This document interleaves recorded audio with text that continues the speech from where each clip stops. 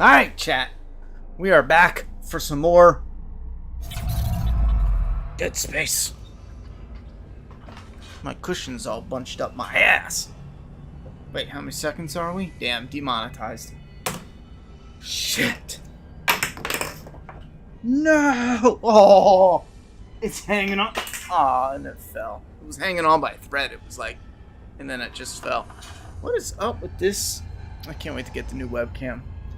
This is failing miserably. Alright, so we're gonna get started. What up, Avion? Let me pop out the chat and then do live chat. We're diving in right where we left off with some Dead Space.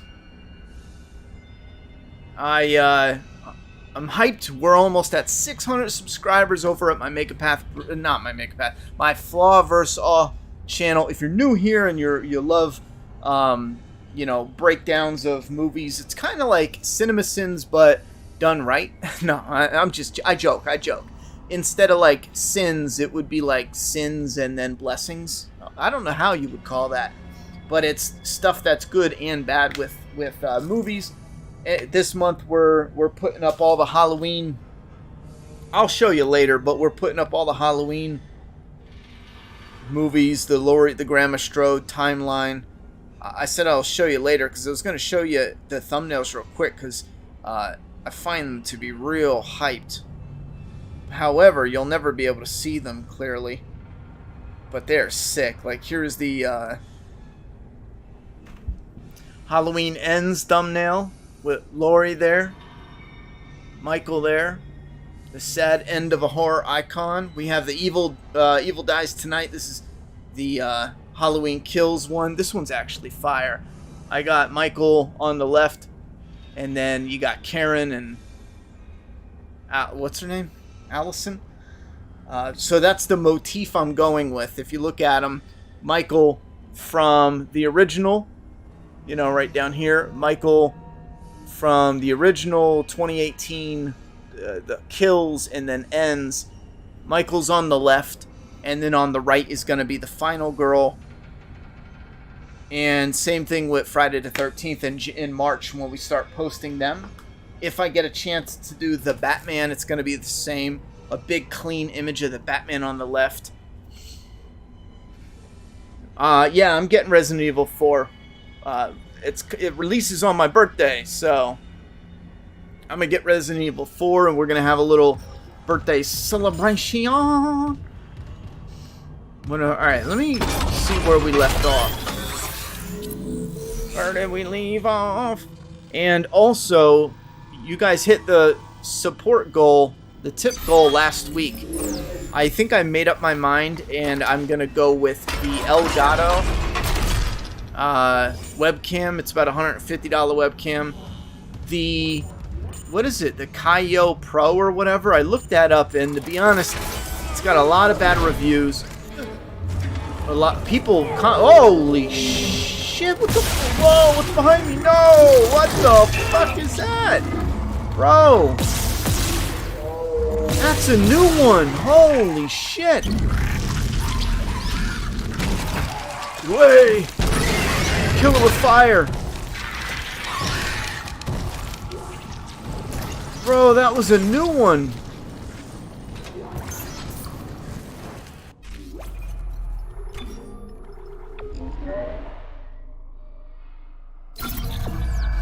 Hold on a second. What are we? We're almost done with this game, right? That was a totally new enemy type.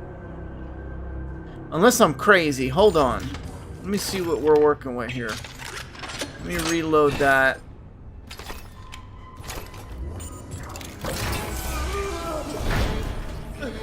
That is cool, man. He needs help.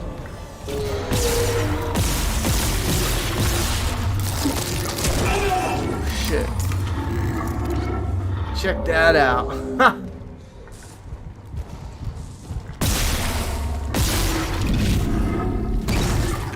Holy shit. Holy shit.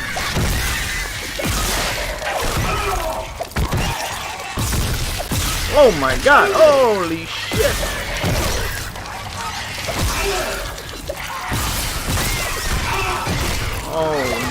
god. Oh. Out of bullets.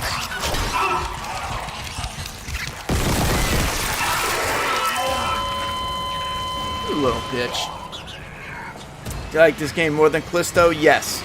Yes. I think the environment and the graphics are... I think the Callisto Protocol's environment and graphics appeal to me more. Even the enemies, even the enemy type, if I think about it. This has a dated, like a really nice paint coat on top of, you know, a dated feel to it. Callisto Protocol felt like a modern game. Now, the gameplay is where the huge differences are. Whoa. Why is that in the air? Gameplay.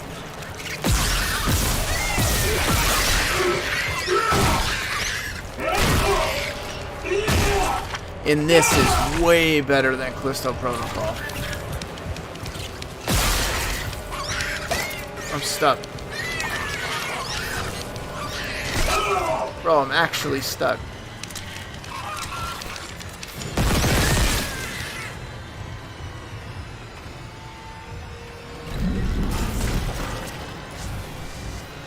Yo, I'm actually stuck. I can't get through here. It won't let me through. I can't even pick up the body. Oh man, I was just giving this game mad props.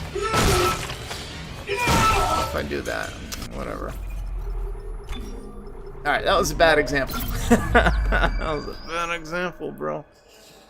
Thoughts on AMC theaters charging more money depending on where you sit? That's the first time I heard about that one. That is definitely the first time I heard about that one. I wonder how they'll do that.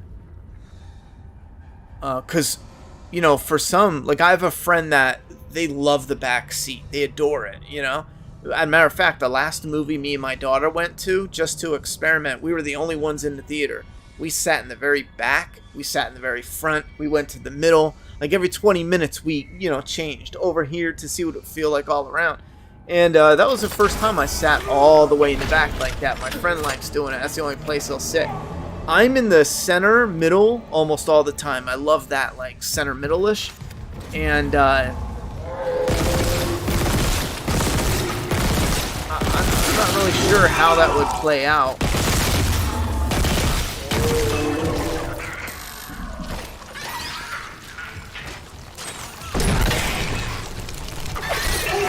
Where are you?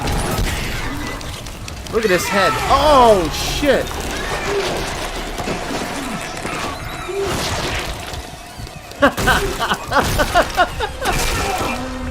Oh, I beat his ass.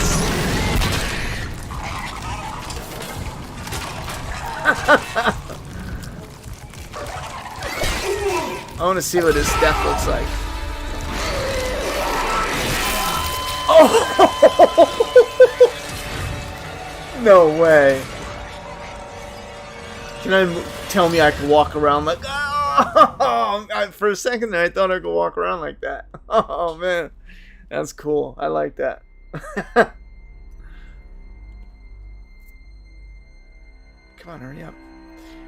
I'm not really sure how I feel about that. Again, I think it would have to depend on what's the difference. Is it like $1 more? I don't know, man. I think I'd pay $1 more to get that seat I like, you know, right in the middle. I think it's a bad idea, though. What I would do is, if I was them, I would increase the price of everything. And, oh, I forgot it.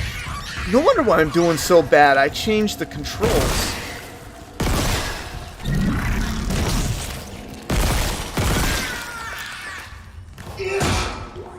Alright, what I would do is I would change the price. And the bad seating would be what would be the normal price now, you know? Alright. Why did...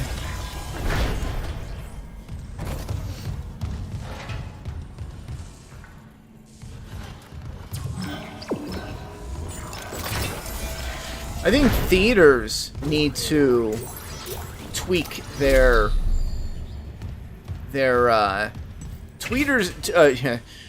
theaters need an overall tweak, and they need to make it more like right now they do the bare minimum. No offense to theaters, but they do the bare minimum, and they still have outdated and archaic predatory practices when it comes to concessions.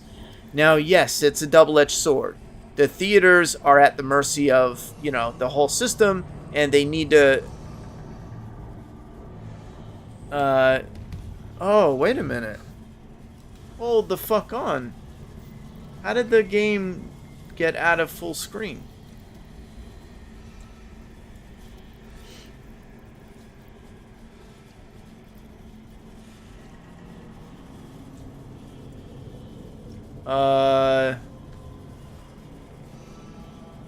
What the fuck?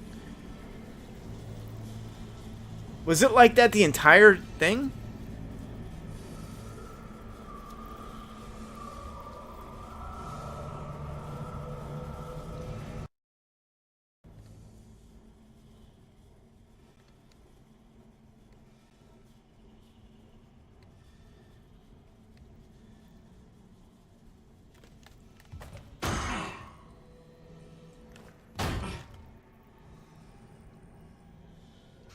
That's weird. Was it like that the entire thing?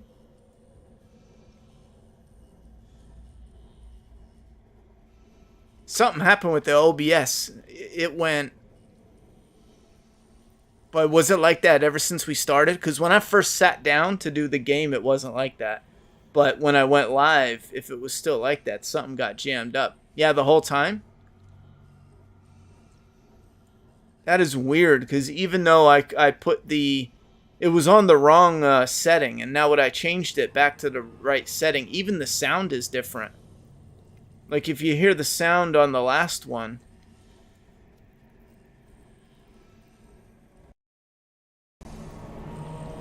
You hear it? Hear how loud that sound is? Now I'm putting it on the other device. This is the Elgato game capture.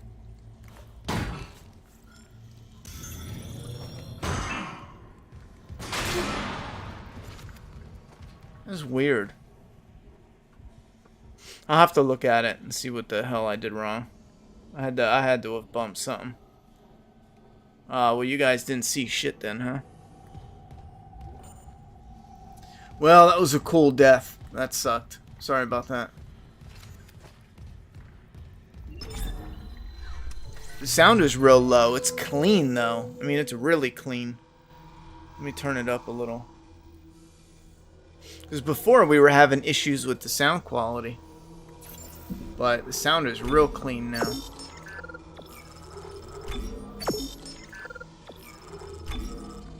Making sure you guys can hear it. Oh, wait, what is this? A plasma cutter upgrade? I must have just picked that up. I can actually run back and put that in the upgrade. Yeah, I'm gonna do that real quick.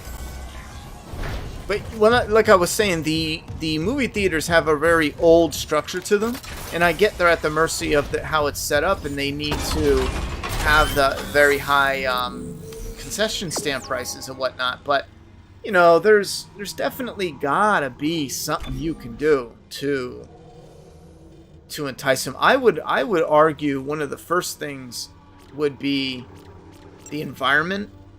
You got to change it up. Like, they're doing a bare minimum now where you go there and you get seating. Reserve seating is probably one of the only things they've changed in the last 20 years, you know? Reserve seating. And I don't mean like, you know, new screens, new yada yada yada. But the environment. You walk in, it's usually a ghost town, unless it's like the rare occasional blockbuster during the summer or some shit. It's usually a ghost town. It's very... it's very... blah. Like, give me your ticket. Okay, go that way. Blah, blah, blah. I don't know. It does not have that same oomph. Like, it felt, in the 80s and 90s, it felt like an event. You know? And I'm not even talking about when... even when it wasn't packed. Even when there was just like a smaller bit of it felt like a little mini, your own personal mini event, no matter when you went. They need to do something. I would even argue some could even benefit from,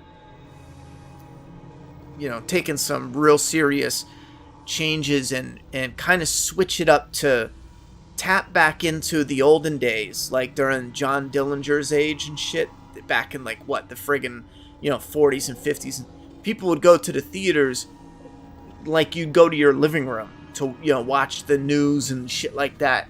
I would even argue to keep the blockbusters and keep portions of the theater running like as classic and how we're used to it, but update some of it to take advantage of these big nights where you showcase those movies, especially with, Halloween on 4K, Friday the 13th on 4K, The Thing on 4K. Like, these events come around. But I would argue to do more of that and almost turn that into a machine that's constantly pumping. If there's even, if there's even a customer base for it. But it would probably take two new hires to strictly control, pumping out a weekly schedule like that. Even imagine bringing in, I don't know, the girl from Friday the 13th, Ginny in part 2. It's a special airing, and tickets are $20 a pop, but you do a meet and greet with the final girl, and then when you all go in to watch the movie, who knows, maybe she watches the movie with you. But do like these events and shit, and I think that needs to be more often instead of just these draft house theaters that do it. Just a little idea. Some of the theaters don't have to change. Oh, whoa. Some of the theaters don't have to do anything because of where they're located and the clientele they get. Like, they're gonna survive the... Come on now.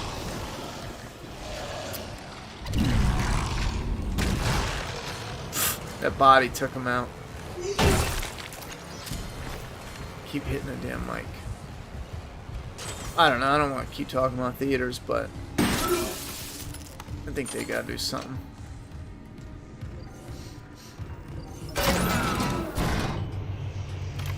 Gonna cost extra to sit in the back? There's no way. If you sit in the front, it's gonna be cheaper. Well, I can see the front, but the very back seats, go ahead, charge double. I don't care. I'll never sit in the back. Like I said, my friend loves it, but I'm right in the middle, where the bar is. It's probably more towards the front than it is the back. I don't like sitting in the back. I get why my friend likes it though, because it's kind of like looking at a large screen TV. You can see all the TV. I don't like being super up front, but I like to be a little bit up front, so that way it actually, looks like this huge thing in front of you.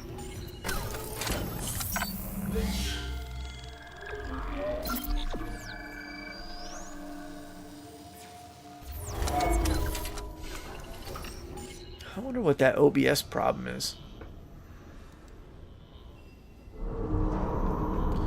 I want to know what that friggin' problem was with OBS.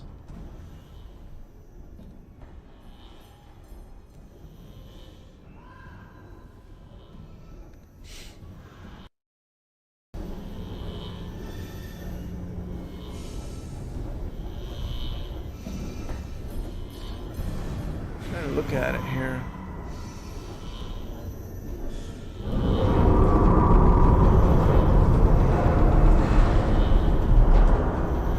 That's so weird. 640 480p, that's what it's set on. It doesn't even show PS5.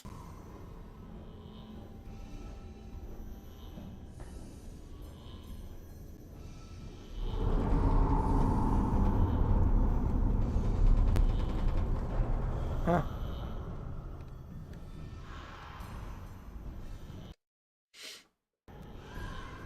Yeah, it doesn't even show PS5. That's so strange.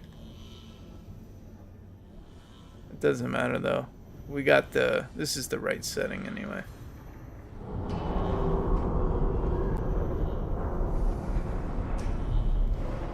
just double check, make sure it is.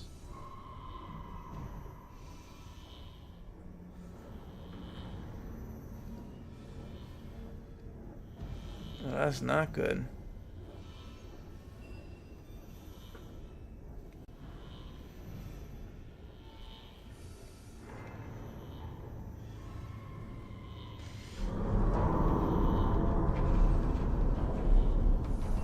Yeah, I think there's a problem with the I'm getting some error for a driver problem. But you guys can see it still, right? So it looks like we're good. I'll reset it later. Yeah, I'm gonna get the remake to Resident Evil 4. I think more people have asked me about that game than anything else recently.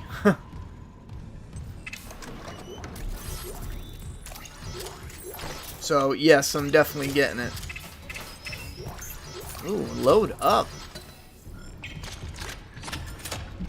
Now that the volume is corrected, I can turn it up a bit, because the other one was clipping too much.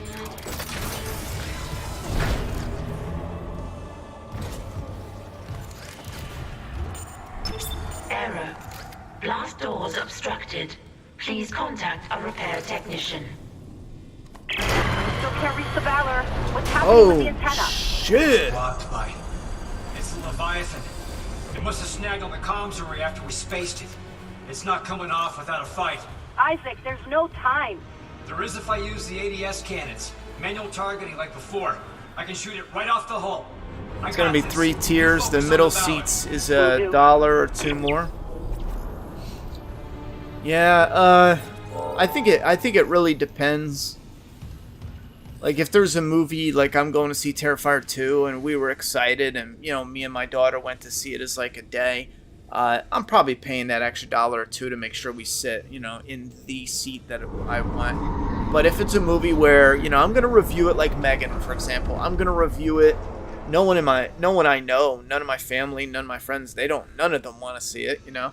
And I'm going by myself probably. I decided not to watch it though, but let's just say I did. I'd probably get the cheapest ticket possible. I don't give a shit. You know what I'm saying? Even if it was just to save $1 or $2, whatever. So I think for me it probably depends. I thought The Last of Us episode 4 was pretty good. Yeah, I'm finding I'm so worried I'm gonna dislike him and I want to enjoy him that when the episode is over, I get like a really good feeling like, okay, I did enjoy it, but there's this lingering, something's off. And I rewatched 4, and it hit me. There's no action, there's no violence, there's no gore. Like in episode 5, there's nothing wow. That wow factor is missing. If we don't get an epic bloater ripping apart someone's face and jaw, it's a fucking fail. You know what I'm saying? Like, they have neutered the world of The Last of Us so much. And I know people, you know, they talk about this, you know, violence and gore, that literally means nothing, and rah, rah, rah, rah, rah. Yeah, well, you know, I disagree. I think if you go for, you know, if you go for a really thriller mystery, and I take out all the mystery, and then you go, oh man, you know, like, I was trying to enjoy it. There was a lot of charm and charisma, but there was no mystery. And I'm like, yeah, but it was emotional, right? I mean, what's mystery? You know what I'm saying? Who needs mystery? It's like, the gore and the violence and all that, it's a component. It's not just a visual, it's not just what serial killers look for. It's really not gore porn. It has a purpose. Especially with the bloaters, like, and that's what I'm afraid of. The ground is moving. And I feel like that's a way for them to go, see, bloaters are scary. No, watching a bloater, when someone gets too close, they snatch him up and literally rip his face open. That's like, oh, shit. You know, you better get out of there. There's just something there. And The Last of Us, as much as I've enjoyed episode 1, 2, and 4, it is missing. They cut out, a friend of mine just hit me up like, yeah, I'm enjoying it, but even when I said, I was like, it's missing, they cut out, I'll read you what I wrote real quick, just because this is what they cut out, and this is off the top of my head. I'm probably missing stuff, but I was thinking, yeah, at first they cut out the Robert shootout in episode 1, and I was like, alright, whatever. But then they cut out the Fedra escape, they cut out the Fedra at the Capitol killing Tess, then they cut out them escaping the gunfire in the Capitol, they cut out the gunfire in the subway, they cut out the subway altercation, they cut out the Billstown entirely, they trimmed the truck crash / fight, they cut out the Hunter's gunfight, they cut out the machine gun truck, and there's a few moments I even missed, and these are all coincidentally moments that involve gun violence. Like, all of this is out. So when you're in the game world and you see that just as they get out of the quarantine zone, and it is just bullets flying, you're ducking, you got to be careful where you show your face. And then once they get some breathing room and they're on the road and a little bit goes by and it's like, okay, we can breathe again. Boom, you run into the Hunters and Joel's like, that he's not even hurt, you know? And from that moment on, again, you can't even stick your head up or it'll get blown off. There's just something there with the tension, the suspense. It makes the world feel full. That HBO, I think that where they fail is the world feels completely empty except for that area where there's people. And the reason the game felt like so good is because every time you stuck your head up, to peek around, somebody tried blowing your head off. Oh no, I forgot the, whoa, I forgot the, controls are changed. Oh, shit.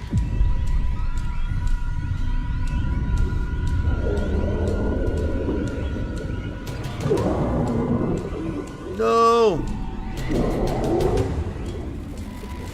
What's this? Manual targeting enabled. Ooh, that sounds good! You guys, I don't know if you guys can tell, but ever since I corrected the setting in the whatchamacallit, it just sounds a lot cleaner. Before it kept distorting.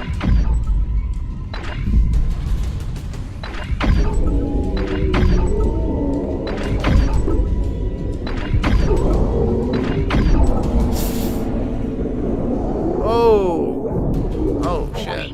ADS cannon destroyed. That sucks. Oh, what the fuck? Whoa.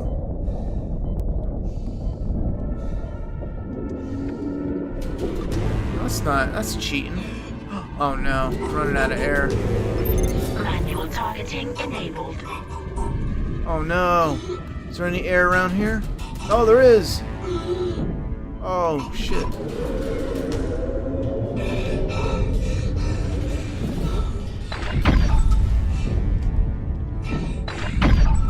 Come on, let me get it, you fuck.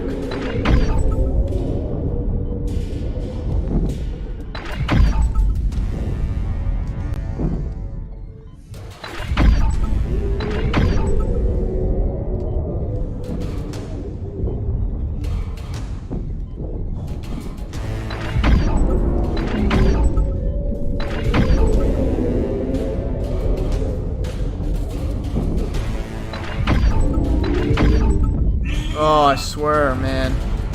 Something about that is real clunky. You try to do it fast.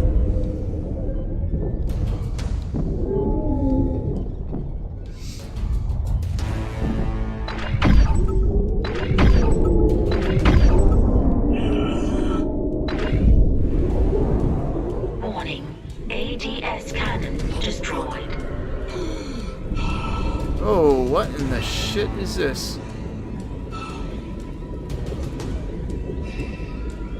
Oh, get down, get down. Aw, come on now.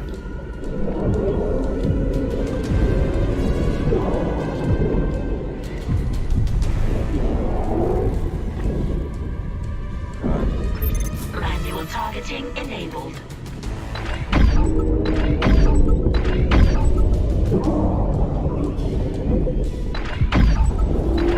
Oh, shit.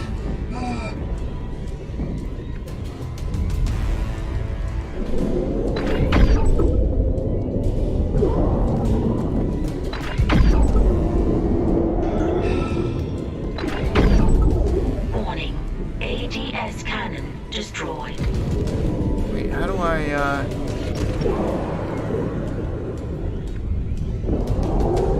Oh, come on now. What is in my way?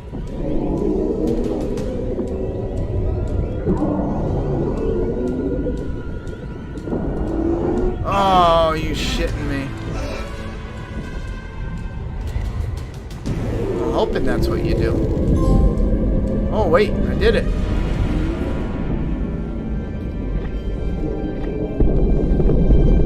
Oh, shit. Gone.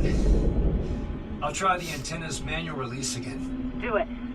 I've got a transmission loaded and ready to go.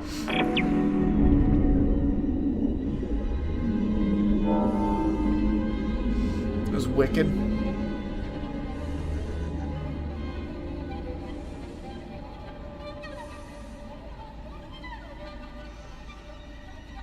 Where am I going? Oh, back inside. Oh shit, wrong one.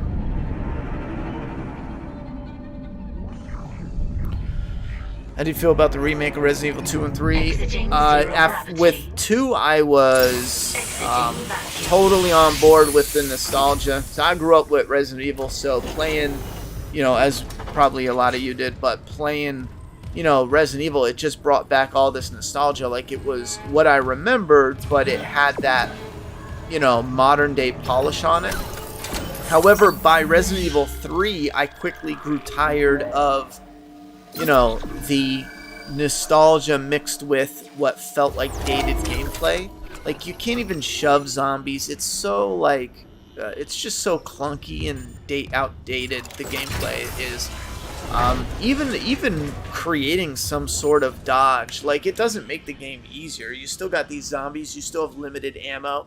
Even a simple, like, when you turn the corner and there's one zombie here and one zombie here, and the way it's set up now is you're gonna shoot twice, take a bite, shoot, and then by this time he falls back. You do here, it's kind of like, it's all math pretty much, but they have it set up so you're gonna take a bite no matter what. And I would prefer if you can incorporate some sort of more interactive gameplay like a dodge. Now 4 is off the... Yes! 4 is a different beast, USF but Valor, this is Kendra Daniels I want a USS modern day, Do not open the like escape take, pod. Repeat, do again, not like take open The the Last escape of Us pod. Do you read? gameplay, for example, Days Gone. Not quite all that way, but take something more modern. Oh, shit. What kind of outfit did he have? And, you know, give us a Resident Evil like that, I would go nuts Heading for right it. for you! Brace yourself! Collision imminent. What? Shit.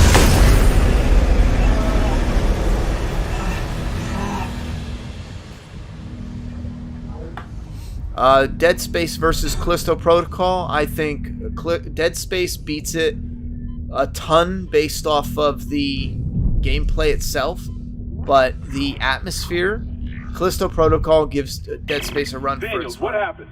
Something shook the whole crew deck. What hit us? An asteroid? Those things got onto the Valor. There's a rescue simplicity in Callisto Protocol, And the one though, used to that be does 10. take away God from damn it!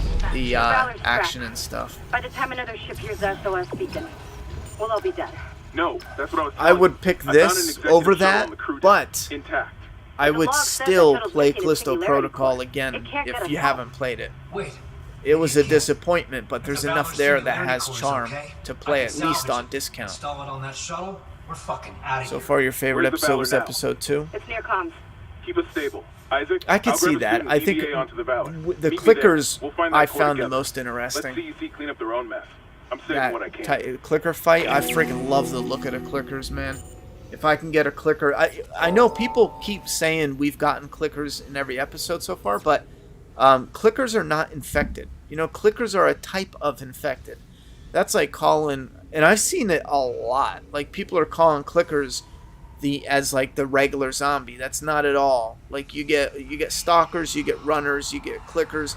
We haven't even had the stalkers yet. We've only had runners, clickers, and next episode we get bloaters. Now, they're definitely different. So, but I would love more clickers. I know people say, like, well, it's like Jaws, man. The less you see the shark, you know, Fuck off. You know what I'm saying? Like, that's just an excuse not to give us anything, you know what I mean, of substance. Like, come on, man. You see one clicker, you see 100 clickers, you see one zombie, you see 100 zombies. It doesn't matter how many. It matters how you film it. It matters how it's captured. It matters how it's written. It matters how the scenes are set up. I can see 10 clickers back to back, and if it's done right, it can be intense as hell. You can get some shit filmmaker that shows you one clicker in 10 hours, and it's boring as shit. It depends on how it's brought to you, how they bring it to you, how they present it. Damn, this is screwed. Oh, I'm on chapter 9. I'm moving up in the world. I think the R-rated cut of Megan is going to be on Blu-ray. If that's the case, I'll wait for Blu-ray. PG-13 was an idiot. I might just boycott Megan. I mean, I'm not reviewing it anymore for a first impression review. It's too old. So I might just boycott it based on it being PG-13 anyway. I'm getting too old and cranky to keep accepting this PG-13 for horror movies. You know, either do horror or go do a romance, you pussy. You know what I mean? We need to send a clear message. I've had about enough of this. We need to send a clear message to the studios. Give us horror, or, you know, go fuck yourself. You're not getting a cent. None of this half-measure bullshit when it comes to horror. It's either going to traumatize me, or you're not getting paid. Just stabilize the warhead and eject it away from the Ishimura. Or we'll put our money in No one trains independent to carve up monsters with a plasma cutter either. filmmaking. You haven't let us down yet. A friend of mine was showing me a warehouse, because he knows original plan I had years ago was to rent a warehouse and turn it into a studio to film. And what's funny is, this is before YouTube. Had I done that, there was a potential where I could work to get this warehouse. Long story short, really nice size, yet also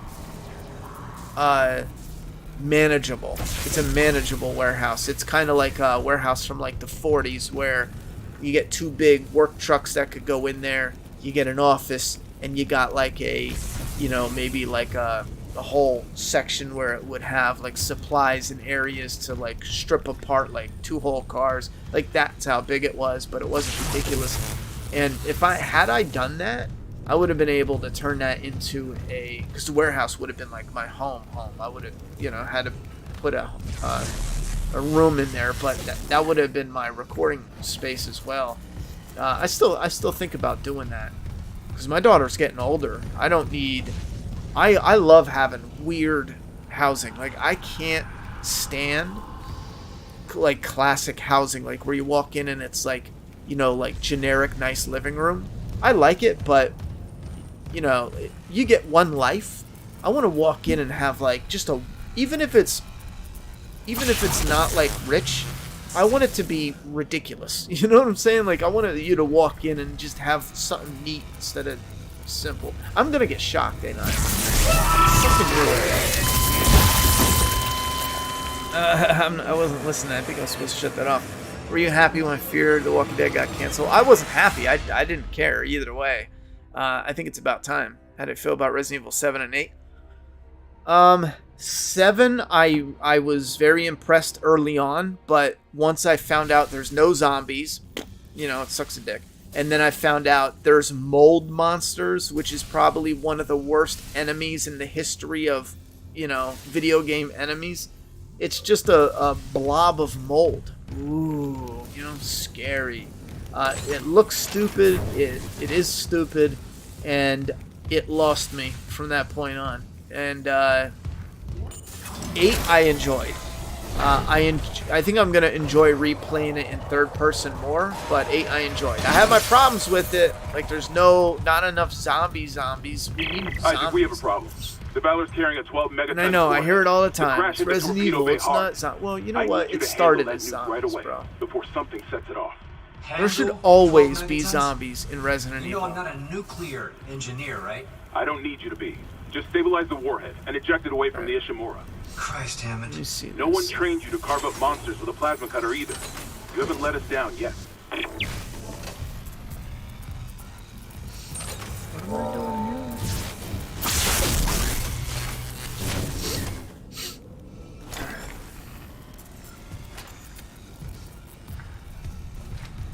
Can I climb over this? No?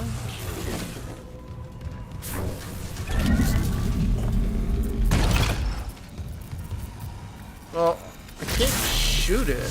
What did I do last time? I shut it off. I don't see any switches.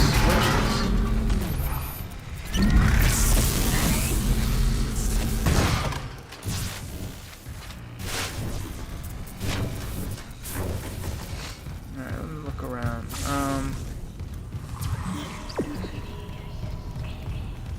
There's gotta be something.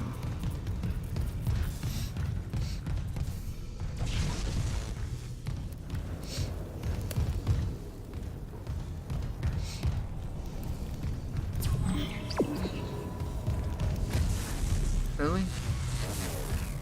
What am I missing? Alright, I gotta be missing something.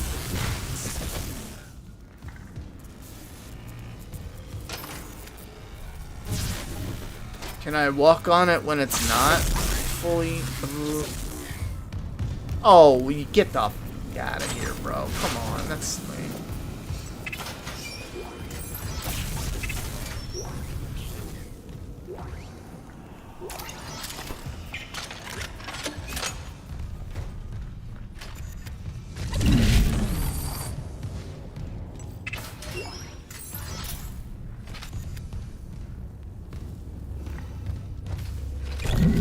Nice.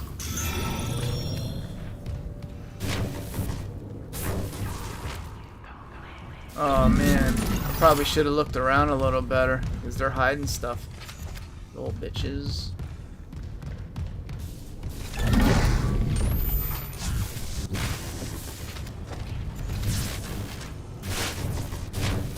Ah, there we go.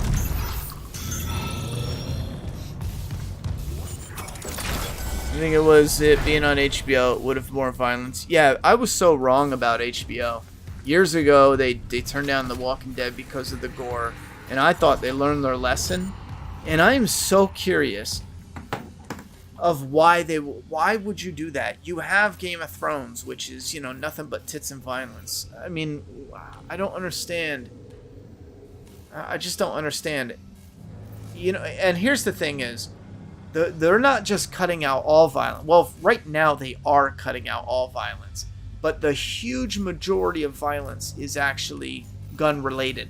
And I heard that it was, and this is people in the industry, it's top-down and it's politically driven. It's people that are taking their politics to work and they want to, you know, they want to push it through everything they do in a daily life. And one of the things is they want to remove gun violence as much as possible. And again, that's top-down. And I understand that because it's idiots putting their politics into art, which is fucking stupid. But I just didn't know it would be that blunt that fast. Because I was told it's probably going to be over the course of the next, 3 to 7 years. It's going to be ridiculous. Whoa, what is that?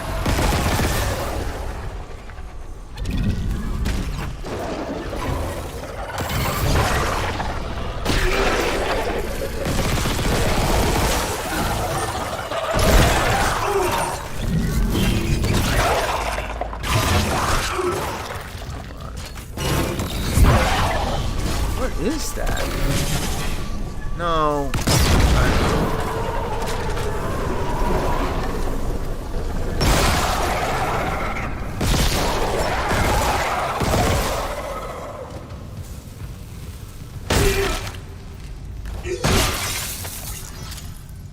Damn.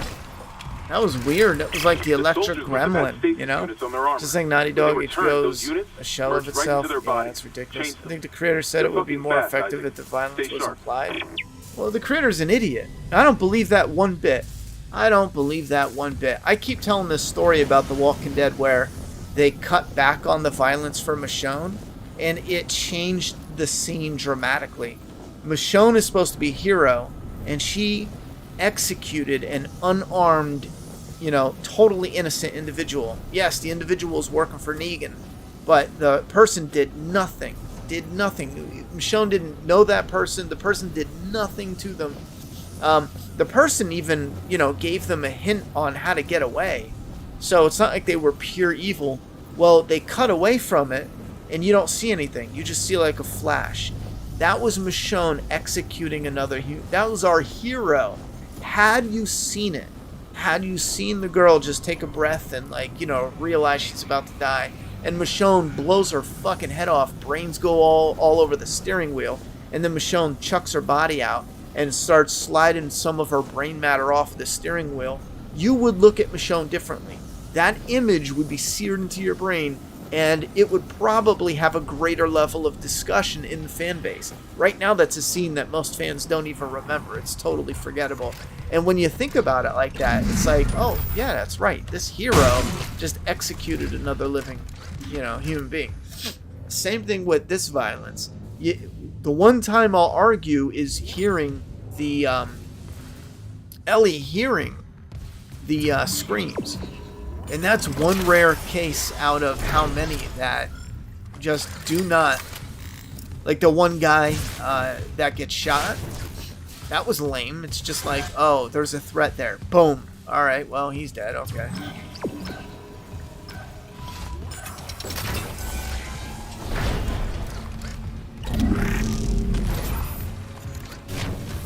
Alright, this is interesting because there's another battery. I'm going to take that.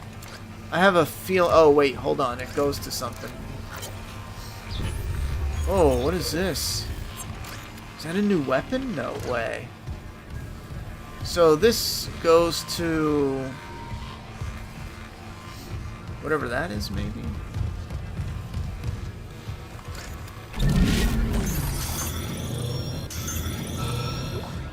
This is Commander Cadigan to all hands. We have been boarded by hostile forces. Hostile. Oh, that's alien. the suit right Repeat, there. Alien and extremely dangerous. All.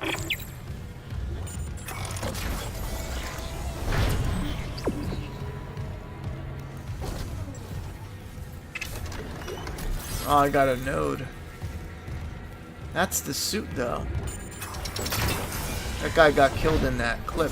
Alright, let me unplug this. Oh, it did shut off. Oh. Fuck. Oh, I missed.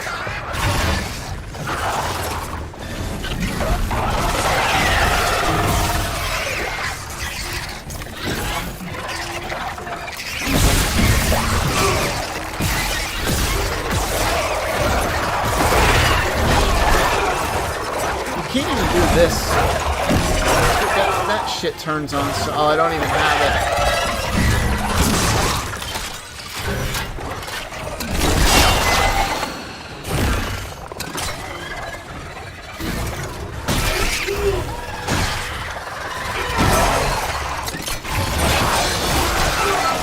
Wait.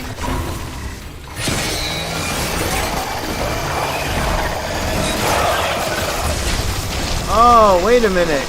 You can shoot the thing on his chest. Huh. I was just about to die. You can shoot that thing on his chest, and then he'll slow down some. Where's the battery at?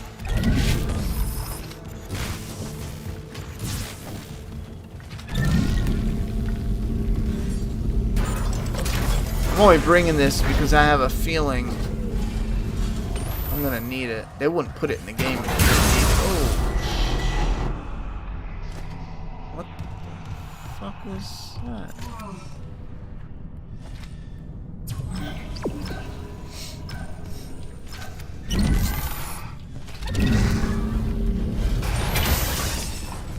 Oh.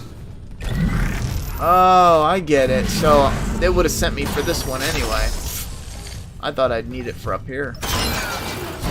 I should have brought the other one. I enjoyed season 11 of The Walking Dead, but I had a lot of problems. Yeah, I agree with that. Mr. Clark? I thought I had a lot of problems. I must speak with Mostly, you. I don't care. You know what I mean? Terrence Kine. It's the last season. Here's a Chief bunch of Science people that are Officer. new. Let's follow their studied the marker story. for the church. I don't I'm give a done shit, you know. talking to unitologist. But the planet won't rest until the marker is returned. How do you can't feel about leave. Texas Chainsaw Watch me. Massacre game? you know, I'm starting to get the idea of what they're doing. Let's make Jason Voorhees game. Let's pump as much money out of it as we can for 6 months, you know. Oh, look, we did Evil Dead. Let's pump as much money as we can for 6 months. Oh, here's Texas Chainsaw. What's next? Scream? You know what I'm saying? Like, I think that's part of what they do is they just grab these. You know, it's a you know, as quick as a flip as it can be in the industry. Because imagine if they made like a real game, like yeah, a real game. You know, it'd probably take, you know, it'd probably take twice as long. I'm starting to lose hope on games like that. There's just not enough there. It's such a cool idea, but it gets wasted. Like, I want to play Ash and the Evil Dead. Looks cool. I do want to try it, but man, there's nothing there. You know, what's up with this multiplayer bullshit? I'm shocked Dead by Daylight made it, but you mean to tell me you can't create something that can, you know, bring in a good amount of player base and have it sustain itself? Predator is another one. Oh, here, Predator, 6 months, then it's dead. Think about it. All of them do that. They all do that. Yeah, Scream game, that'll be next, you know?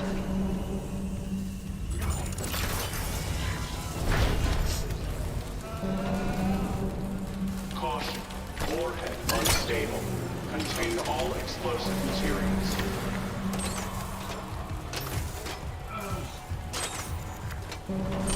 Caution.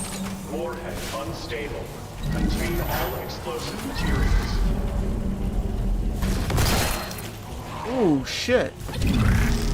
Huh. Caution. Warhead unstable. Contain all explosive materials. Come on.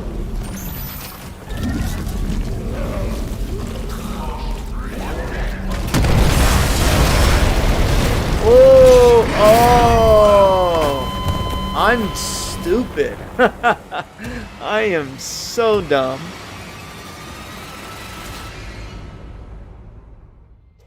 Yeah, Joshua, that's exactly. If the theater is empty, you can buy the cheapest seat. What's going to happen is people are going to buy the cheap seats, and then when you show up and no one else is there, you'll sit wherever you want. In that case, I don't think the theater is going to care, because you could do it now. You could just, if no one's there, you can sit wherever you want. It doesn't matter. It shouldn't matter. No one's there, you know? Caution. Radiation hazard. Yeah, I saw I Know What You Did Last Summer. I probably care as much as I did back then when it got a sequel, and that wasn't much.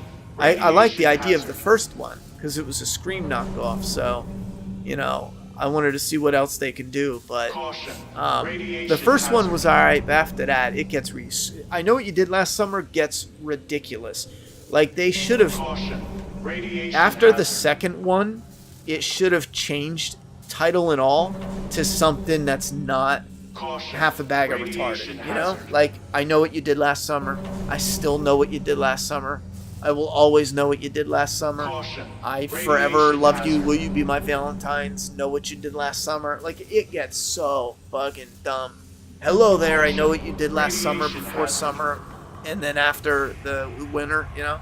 They should have done pretty much anything like I Know What You Did, done. You know, that's stupid, but less stupid than I Will Always Know What You Did Last Summer.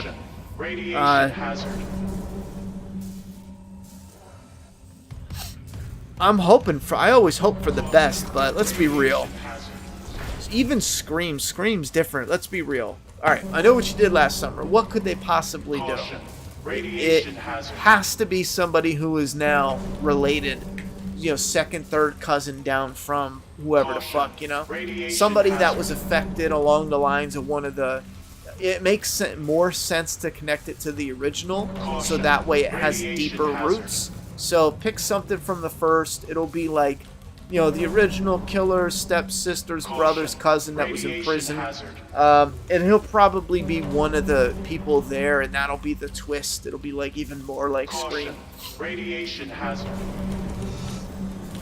Alright, this is rough. Because even if I do this... Oh, maybe not. Okay.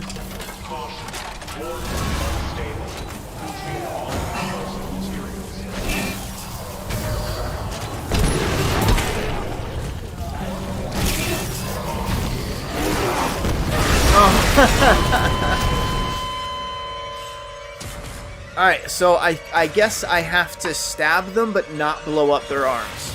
I forgot what you did last summer. Yeah, right? You gonna do a flaw oversaw for Scream 2? At this time, not yet. We're gonna do one. Alright, here's the plan. We talked about this on stream, and unless like a huge supporter goes to Patreon and, you know, drops a fat stack and says go right to Scream 2, we already asked and everyone voted, let's do Scream 5 and try to do it when Scream 6 comes out in theater, because I can't do it if it's in theater. So I can't do Scream 6. So what we'll do is I did Scream 1. Let's do Scream 5 in the beginning of March and have it ready for March 10th when Scream 6. So that way you can watch Scream 5 Flaw vs. Saw and then go watch Scream 6. Or watch Scream 6 and then come home and watch Scream Flaw vs. Saw. That's part of the idea. And then when Scream 6 comes out on Blu-ray, then I'll do Scream 6 Flaw vs. Saw. But then once we build up the community, I can go back, if you guys want, and do Scream 2, 3, 4. Yeah, that'd be it. Now, the reason is we're just too small right now to do Scream 2. We're way too small to do that. Because we'd have to do 2, 3, 4, and then 5. And right now we're already posting up. This month is all Halloween. I'm trying to do Last of Us Episode 1. Then Scream 5. Then Friday 1 to 12. You know what I'm saying? So, and in between that, I'm doing Predator. There was something else. Oh, The Thing. But you guys are gonna, this summer, you guys are gonna vote, you know, a lot sooner for what we do. So they cut Megan down to PG-13 because it was trending on TikTok, and Megan 2 comes out in 2025. Yeah, that's all stupid. How do you feel about Texas change? Imagine having so little respect for your art that some little kids are watching it on TikTok, so you butcher your artwork. Imagine that. You know what I'm saying? Like, and here's the worst part. They could honestly do the real cut. Nice. At home, here's the real version of it. You know, the studio did their greedy PG-13. Here's the real version. But are they gonna? Probably not. Do I have anything that...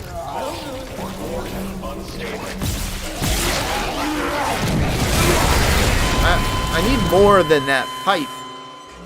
Or just hit him up right away. I thought Scream 5 was a good movie. I thought it was good. It's missing the punch. The girl was horrible. I thought the girl was horrendous. For a number of reasons, but I think they only cast her because they liked her in Once Upon a Time in Hollywood, because she dies the same. She literally dies the same way in Scream than she does in that. I just don't understand why, unless they saw her in that, they were like,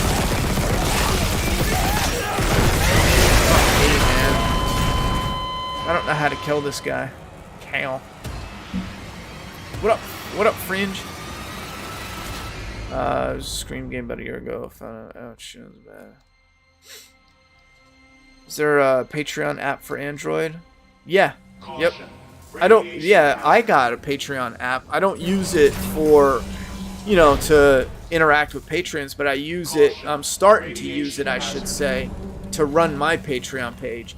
And what I'm doing is, little by little, I'm changing up, or I'm making proper Patreon tiers. And I want to do, you know, I want to start slow because we're building a community. But I want to eventually build the Patreon up to where we actually have, you know, Patreon streams and Patreon yada yada yada. Because unless one of my videos blows up and, you know, it gets 1 million views, you know, next week, the only way I'm gonna keep Flaw vs. Saw alive the way I, you know, one video a week is if we build up to Patreon and get funded. That's the only way. So if that's the case, like, I need to rely on, you know, giving rewards for support. Oh, wait a minute. Here we go. So that's my game plan. I'm gonna put together some rewards that won't take away from, you know, what we're trying to do, and then hopefully we can get that on and rocking. Have a Patreon stream once a... Ooh, that's gonna be a problem. Patreon stream once a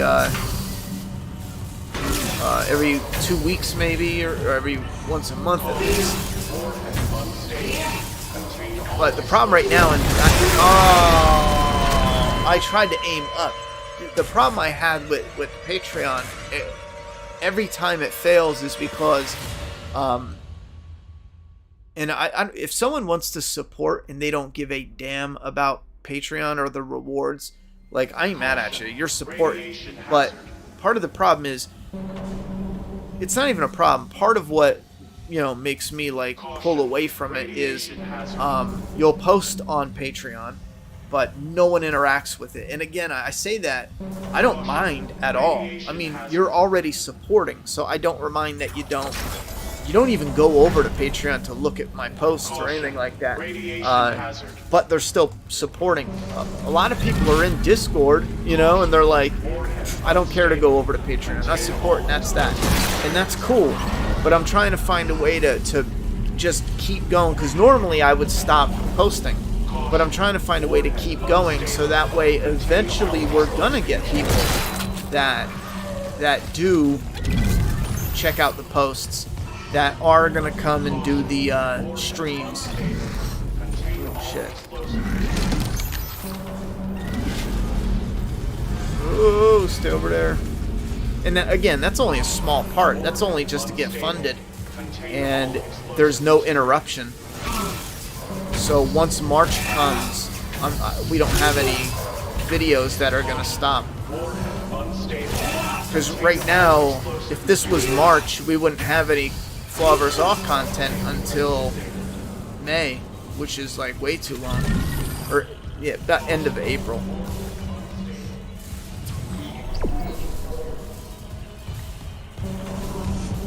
Alright, dispose of warhead. Oh wait, I got that battery.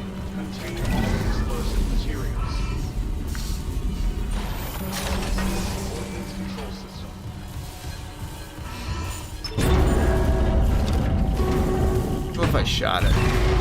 That'd be stupid. I haven't done Friday Part 7 yet. I'm close. I've done 1 to 5. So I got 1, 2, 3, 4, and 5. I'm in the middle of working on 6, but I took a break because I'm doing Halloween Ends for the end of this month, and then we're going into Scream, and then we're doing Friday 6 and 7. Goonsack Steve tipped $100. Hey brother, at work ATM and thought I'd show some support as I can't catch most of the Last of Us streams. 1/3 Fred has shown up, so super hyped to get home tonight. We'll send you some pics when he's set up. Enjoy the cash boost, mate. Oh man, Goonsack, that is fucking awesome. First off, thank you very much for the tip. That is friggin', you made my night. You definitely made my night. And second off, I am real excited to get some of the pictures. For anyone who doesn't know, we go back and forth about, matter of fact, the message I read about all the stuff that I felt was missing from The Last of Us, that's who I sent the message to. And we're big Predator fans, and we send pictures of different Predator stuff that we want or that we got in the past. And he's got a friggin' amazing Predator statue that just arrived.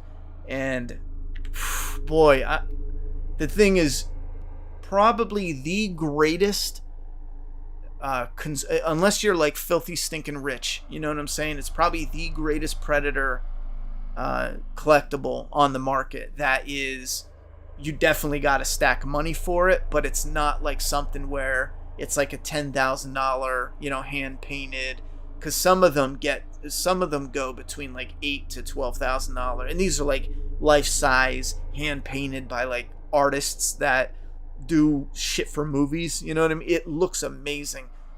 So instead of spending that much, this is probably the type of statue. It's made by a company called Prime One.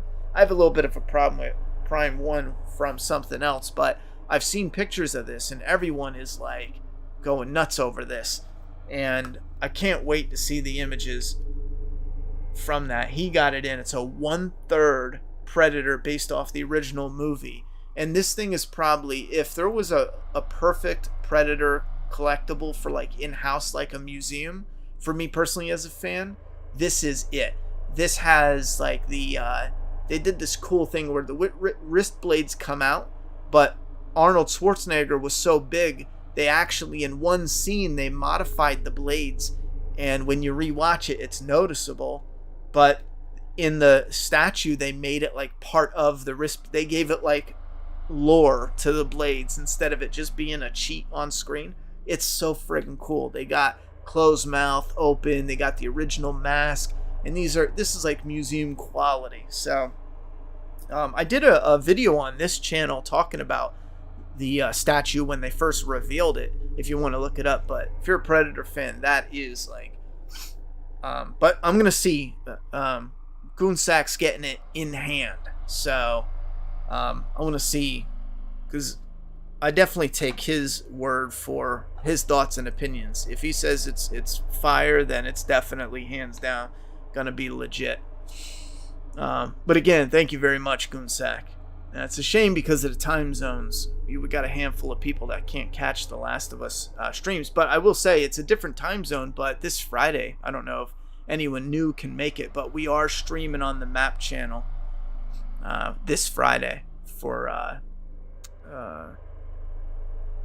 what did I just say? Last of Us episode 4. How'd you feel about Halloween Ends? I know it's very divisive. It's good for a new IP. It's terrible for a Halloween end of Laurie's story. Prime 1 is annoying as fuck, but occasionally they drop grails like this. Agreed. We'll be filming and editing all day tomorrow, as I've taken the day off of work. That's what's up. Since we brought it up, I'll share it in a community tab in case anyone here wants an idea of what we're talking about. You can check out his review. I'm hyped to see that thing. That I'll try to make it. Depends if I could catch episode live. Should be good. Yeah, I thought maybe a Friday would be a little easier, but yeah, I mean, if you can't make it, I feel you. It's time zones can be a real bitch. But man, thank you very much for the tip, homie.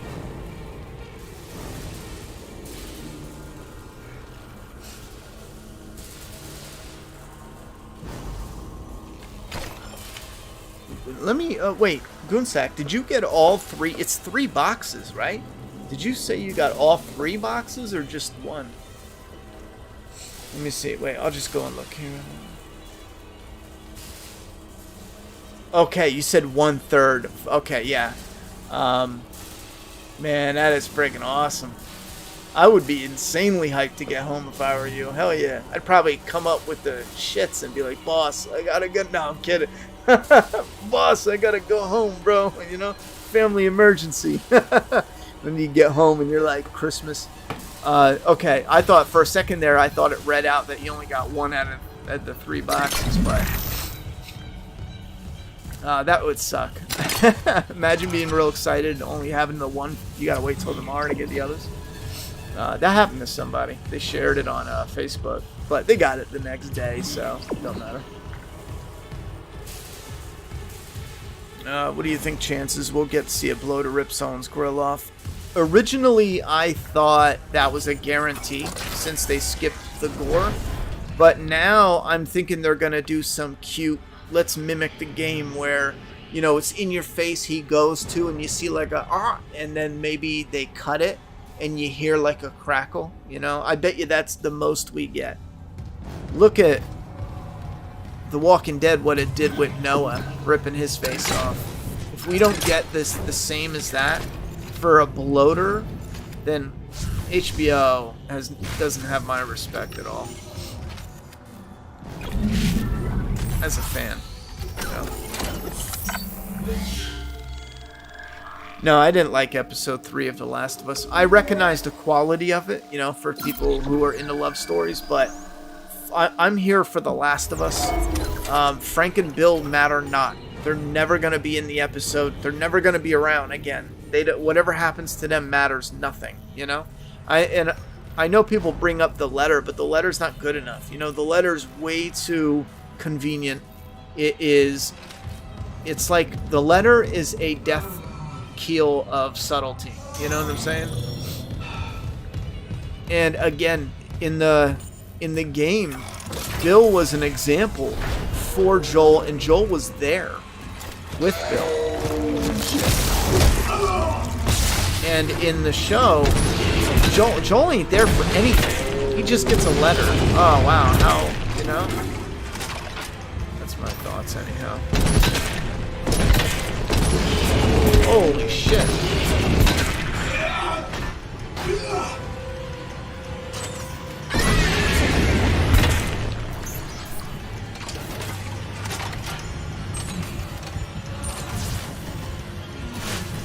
Okay.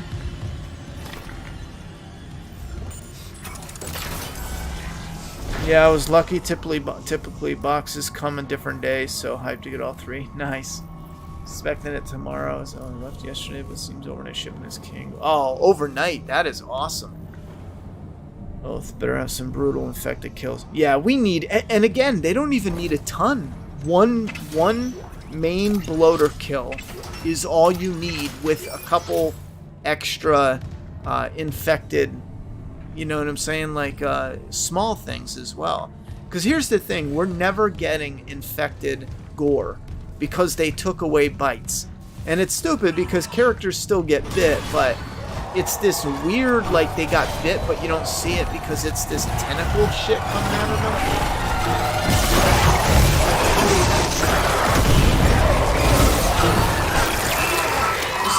This is getting stupid.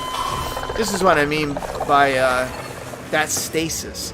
The stasis is such a main part of the game, but once it runs out, it's like you're playing with a part of the game that's not included anymore, you know? Caution. Radiation hazard. I don't know who cut the gore. I can't see it being Cuckman because this is his first little foray in Hollywood. You know what I'm saying? I can't see Cuckman calling the shots. I don't know about the gore. That could be the Craig guy. But I do know the gun stuff comes from top down. I'm assuming that is higher up in HBO. It could be Craig being like, yes, Master, you know? Like, yes, I'll do whatever you say. And Cuckman's probably the same. He's probably like, yes, whatever you say, you know? I doubt he's calling much shots. Maybe they made him believe he's calling shots, but because how do you go from putting the gore in the game to pulling it out for the show?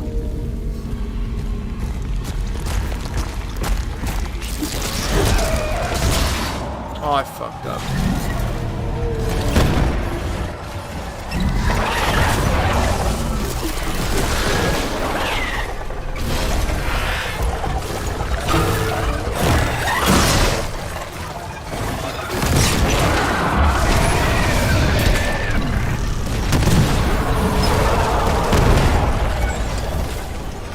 Damn. It's a bigger explosion than I expected.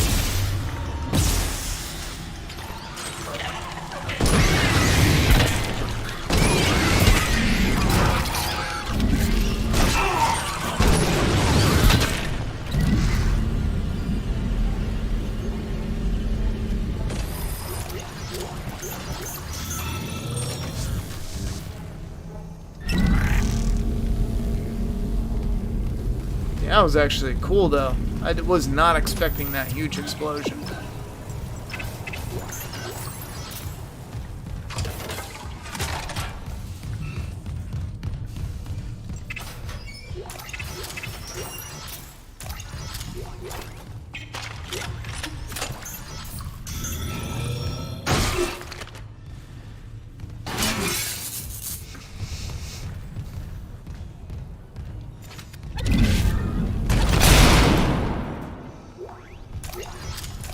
Oh man, now we got some ammo. Look at this. What do I got? 90? Oh, nice. I actually do have ammo now.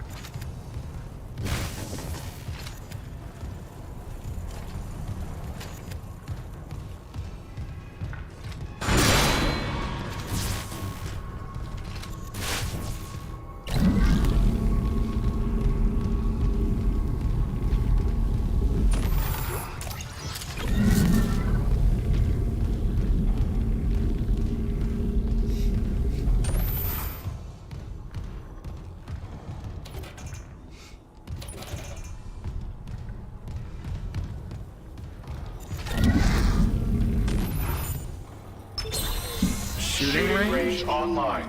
Caution. Live fire exercise. Huh.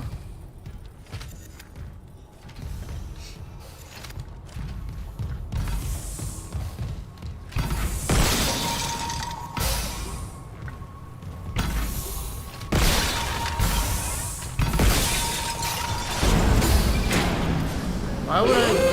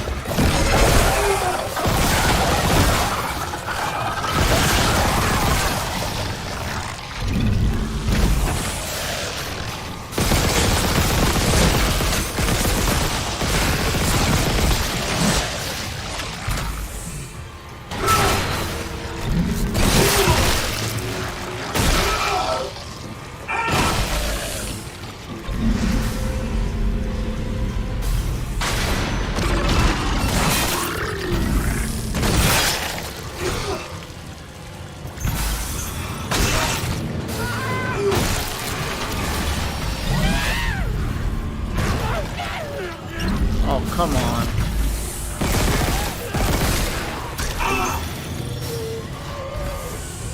You gotta be shitting me, bro.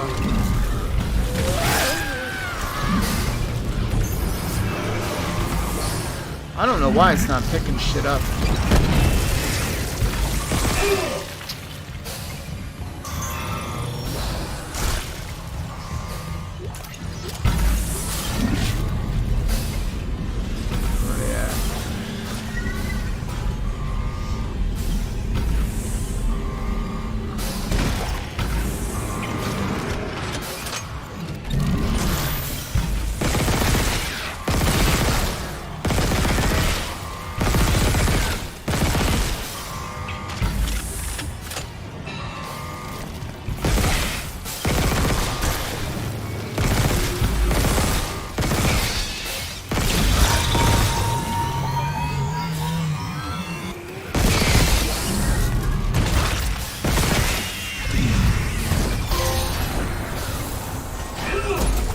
Lockdown disengaged.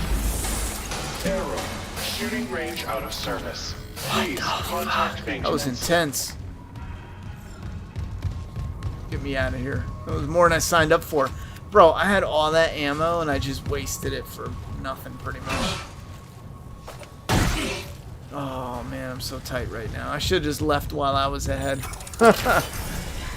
Oh man, do you ever know that Evil Dead game is free on PS Plus?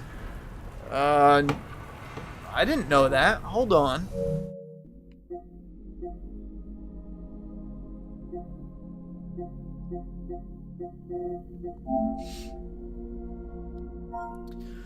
I hear good things about that that Harry Potter. I'm just not into Harry Potter though. Oh shit, good call, man. Hell yeah. I wanted to try this, but you know what I'm saying? Like, I'm only gonna play it for an hour. You know what I'm saying? So that's what's up. Thank you. Not tonight, but next time I stream, do a game stream, I might play this. Again, there's no campaign, but there's a small one where you can actually at least play the game. It's out in the woods. It looks cool, but again, the amount of game is so small that it's just not worth it to buy it and do anything like that. But thanks for the heads up, because I definitely want to try it to get a feel for the gameplay in the world. That's so cool to play as Ash, even if it's only for an hour, you know, maybe 2 hours at the most. I don't know how long it is.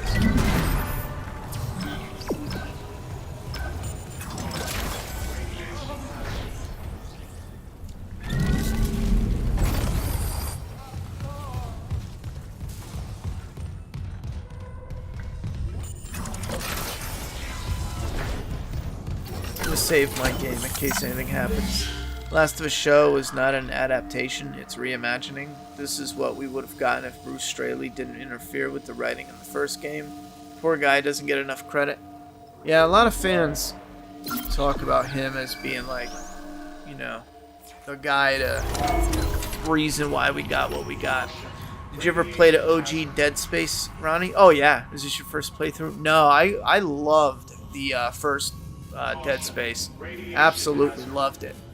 I only played it, when did it come out? Like, late 2010s or something?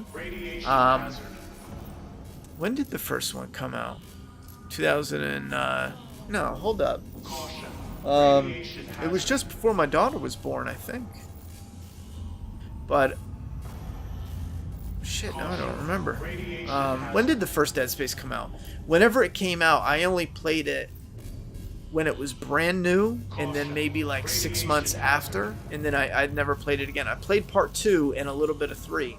2008, I think? Okay. That's what I meant, though. Late 2010s. Not like, because I think late 2010s is like now. You know, like, you know what I'm saying? But that's what I meant, like near 2010s. I probably played it the last time ever around like 2011, I would say. It's probably the last time I replayed it, because I know I played the first one twice. I played the part 2, and I only played some of 3. I just couldn't get into it. 2 and 3 I struggled with, but I still love the you know, the idea. Yeah, I blew through there. That ammo, alright.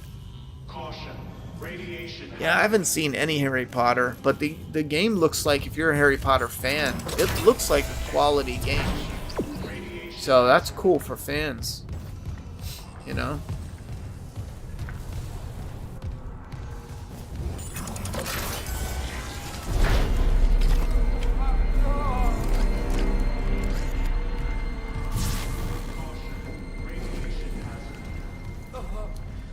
Who's whining? He's ripped in half.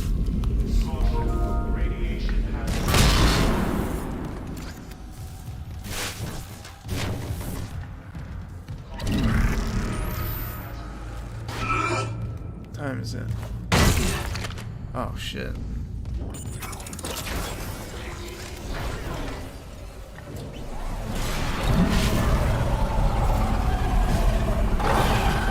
Oh my god, bro. Oh shit! It was a fake out. Look at that. It's charring him up still. Set that there. That's a weapon. Oh, I don't have the slow-mo anymore. Damn. I hope there's stasis stuff. I got a schematic though.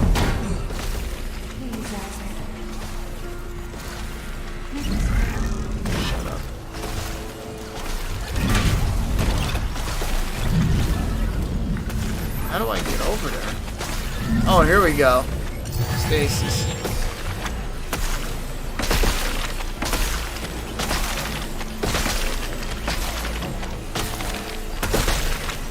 Yeah, they should have kept the spores. And what up, Phantom Knight?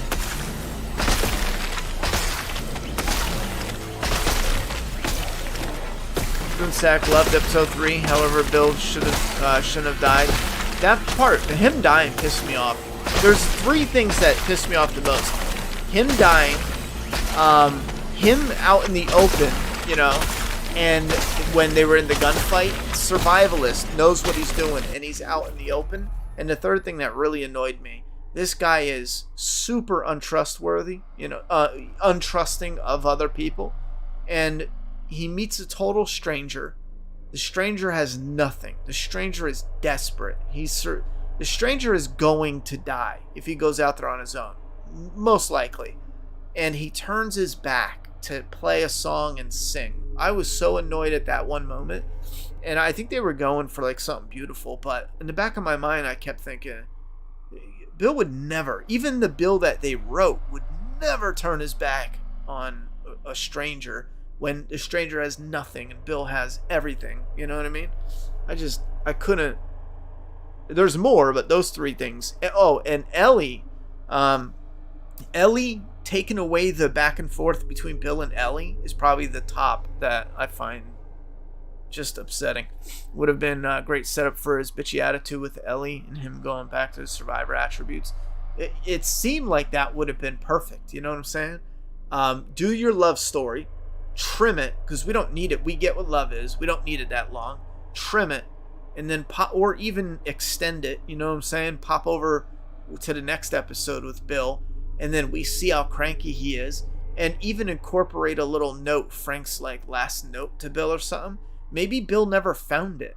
You know, maybe, you know, they he let Frank have his out, but Bill missed the note. That would have been that would have drew me in, because then at the end in the game it was a note of hatred, and in the show it was a note of love.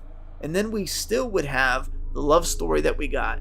Then you would have it matter now, because, you know, Joel and Ellie would be there with Bill for a part of it, going through the graveyard and through the school, or even a part of a school, shorten it some. You'd have some clickers, you have some tension, you know, you can see some of the Bill's town, and then at the end, to throw back to the game, again, instead of it being a hate note, this would be a love note.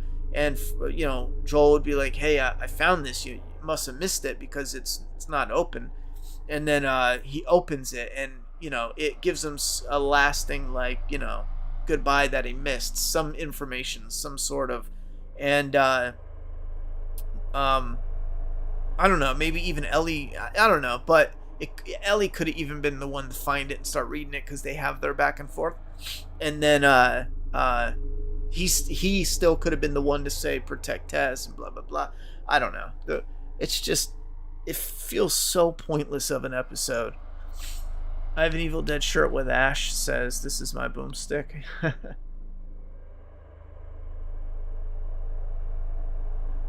Yeah, they said they removed the spores because it would make the show more realistic, and I don't buy that at all, you know? Because now they have the spores do this little, and then zombies a million miles away can sense it, you know, and run at the people. First off, that's a big plot hole, because then they're going to be overrun every time that happens. Second off, they're both out there. They're both out there. Even if they're both grounded, like fungus can communicate, you know what I'm saying? But it's totally different than sending hordes of zombies. Fungus also deals with spores. I mean, that is real. That is real as fuck.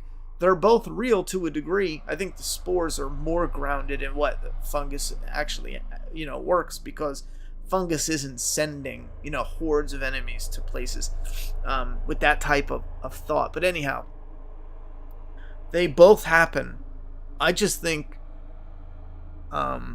there's these reasons they don't like doing something, and they don't want to do something, and they just write it off as, well, we wanted to go with this more realistic.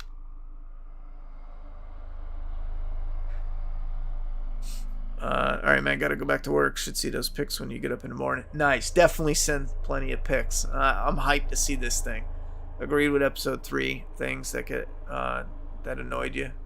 Gotta hear that before I left. Alright, man, I'll talk to you later. Yeah, because I want to see pics, because I hit a bit of a rut, but I have my eye on that. If I can have like an all-time, you know, like the Predator piece, that I have my eye on. But definitely send the pics up. It's done, but let me see. Ooh. I think I know what to do now. You gotta do it at a certain time.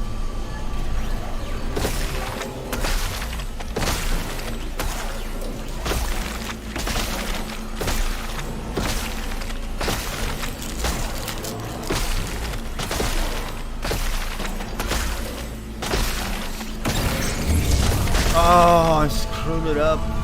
Wait, no, I didn't.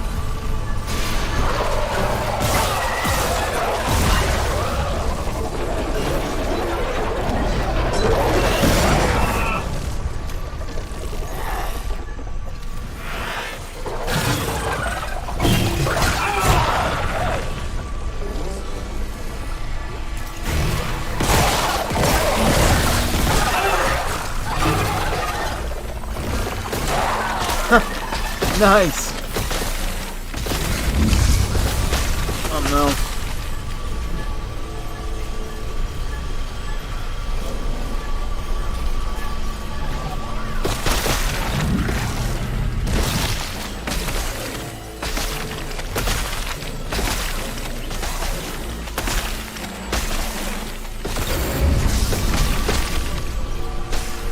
Shit, I almost didn't make it out of that.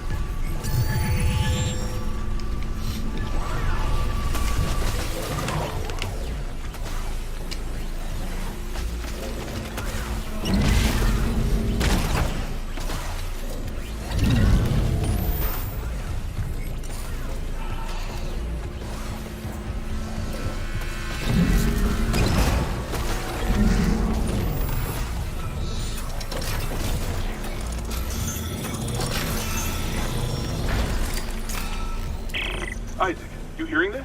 It's Chen. There, on the rig link. Did I lock him in alive? Chen's dead. You know that. I know my own fucking corporal. Chen, come in.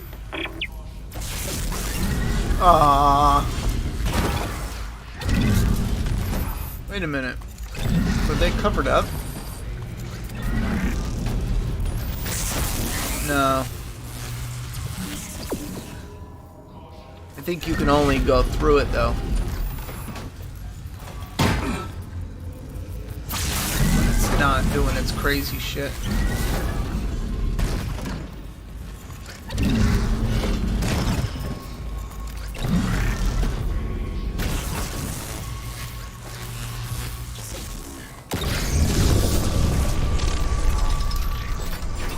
Am I slowed down too? That's weird.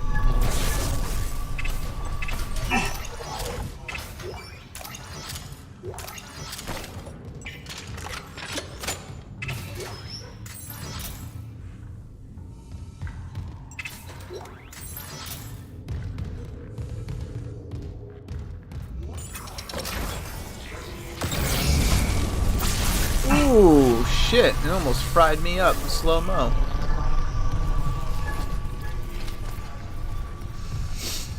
Let me go back in here and get a little stay sauce.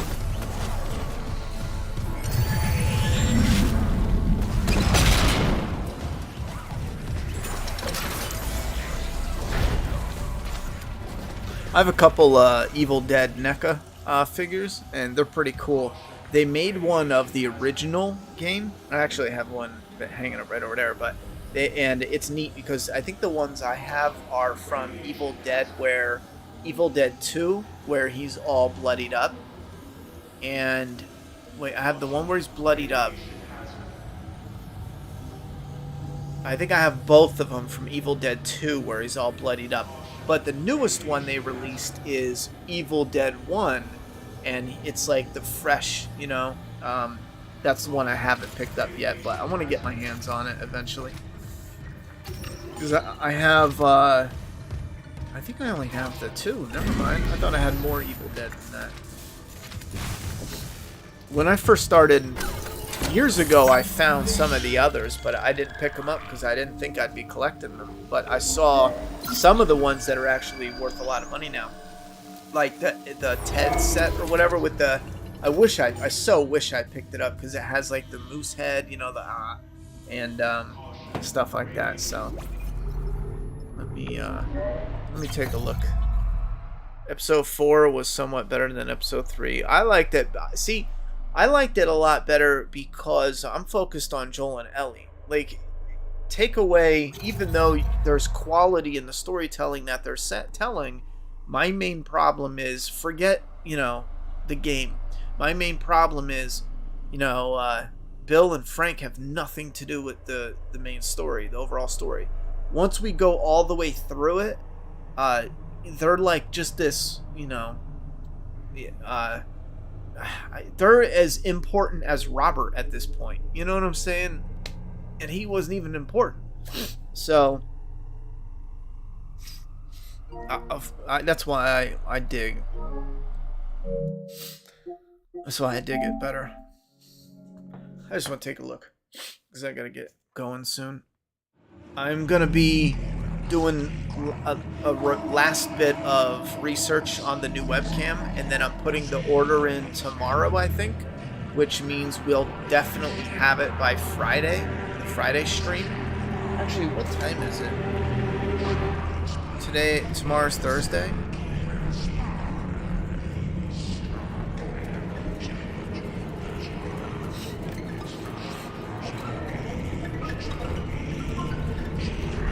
Ah, man, you know, I would like to research a little more, but I think I'm gonna go with the Elgato.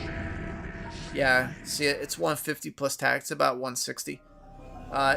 This says overnight though, so I could get it Friday morning.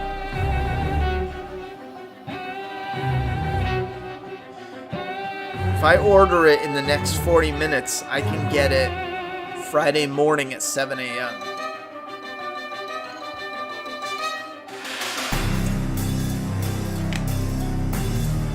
I'm gonna consider that because that would be perfect. If I get it in the morning, I can work for a few hours and then come home and tinker with it. I can tinker with it and get the right settings for nighttime, and then we're good to go.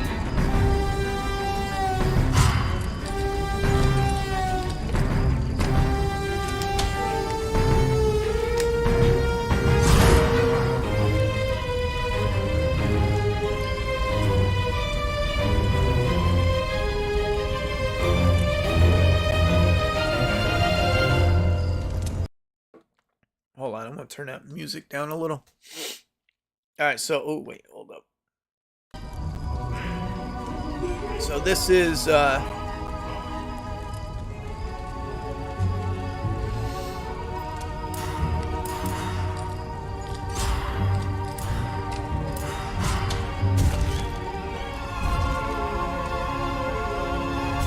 do I own these?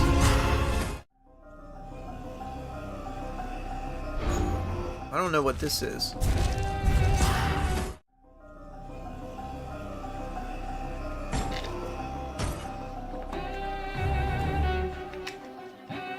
I guess they're skins.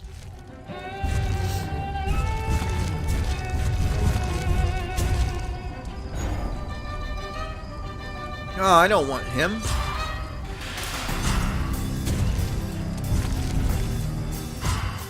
Oh. Yeah, I don't want... What is going on?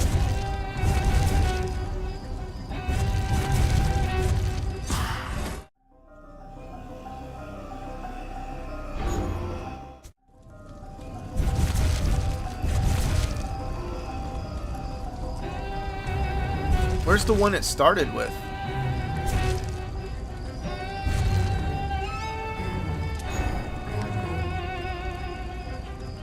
Damn it. Alright, so the tutorial, I don't know what's what.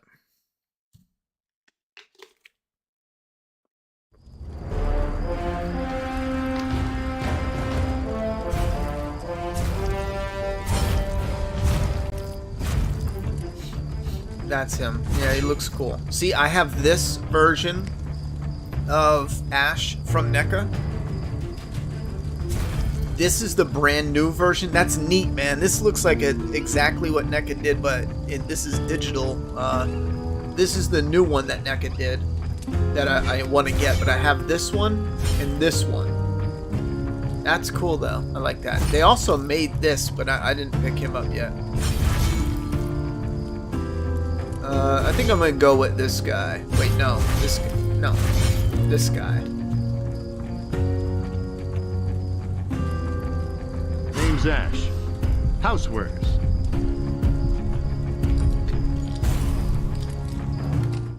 No, I don't think Pedro Pascal was the best casting for Joel. I think he was the safest. I mean, I like him. You know what I mean? I liked them Department of 10 Ancient years History. ago with I know now that not 10 nothing years can ago, remedy but the atrocity 7 I've years ago unleashed. with but I believe I can stop it. Follow these instructions. See, this looks. See, this is a shame, man. Why does it got to be a cheap There are little several pieces of a multiplayer map game? hidden nearby. Why couldn't they Gather do a them to full ascertain the campaign location game of the with lost this, pages you know? of the Necronomicon and Looks Kandarian good. Dagger. You'll need them. Get rid of this huge. This should be very subtle. Like, look at that. That looks great. Vault. Search the house. This is too bright. They need to fade that up some and let you be immersed in the environmentals. Collect.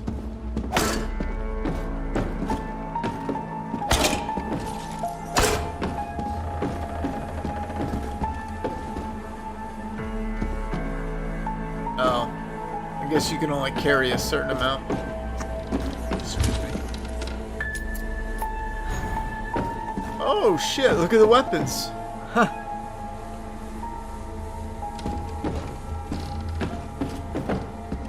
Hand axe, hand axe, hand axe. Damage 35, 55, 85, 65. Let's go at 85. Oh, this'll dissect a deadite just fine. Yeah.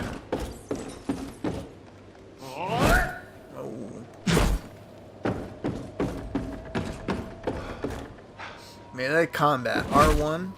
Dodge is X.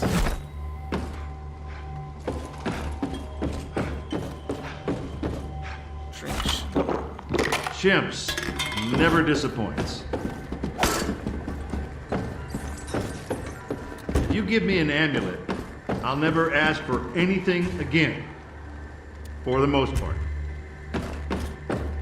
Oh, I see.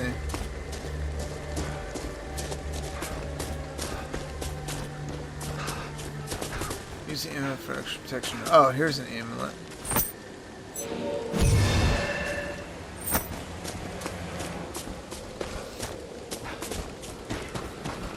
Let's do this with the lights on.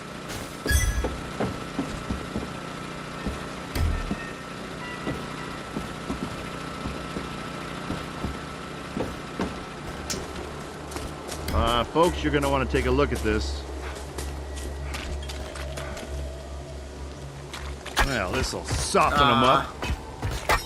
I want my axe. See, this is neat. You know, imagine like a real game like this with Ash. That would be cool as hell. Oh wait, here's a zombie. Fight. R1, R2, dodge. Check this out. Oh shit.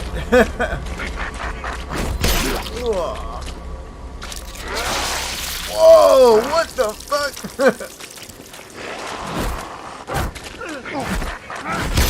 I don't know how he walked right through my shit.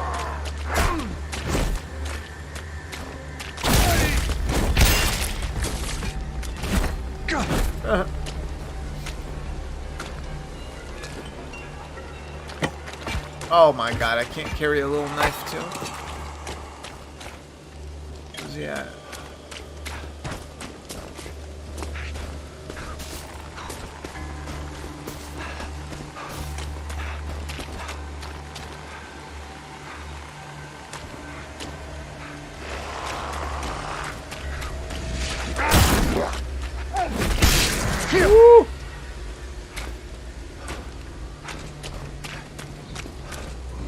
Free for all. Grab what you can while we're here. Oh, I didn't mean to do that. Go ahead and run. Run home with your tail between your legs. Go cry to mama. Yeah, so maybe I said there was an hour worth of stuff to do. I don't think there's an hour worth of stuff. This might just be it, bro, on some real shit. That's a shame, but... See, imagine if they did a real game like this. That would be kind of cool. I don't know what it would entail, but... This sucks that... You know, you get Ash here, you got Jason Voorhees, the Predator... But the games are so empty. I'm just not a fan of multiplayer games. I think they're just not usually. You know, it's fun to play it a couple times with friends, but for the long run, I want a Predator game like you know, Horizon Zero Dawn. You know what I mean? Maybe it doesn't have to be as involved, but you can do it, and it would be amazing. Time to get blasted. Can I collect ammo? Oh man, like you got shooting. Instead of Evil West, you could have had a game like this with Evil Dead, you know? Let's see what the shooting's like.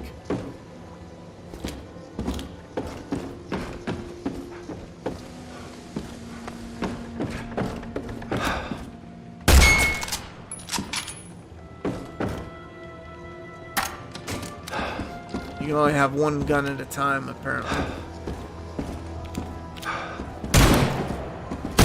Oh, that shooting is slow.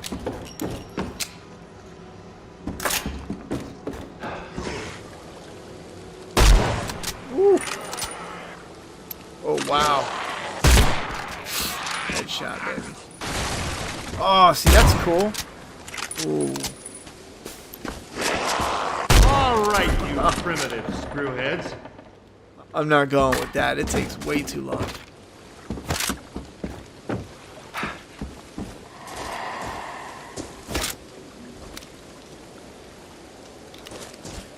Aiming is stiff.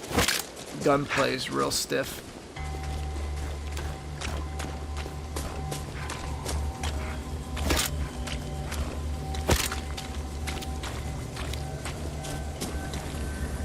Getting the vehicle, see, that's cool.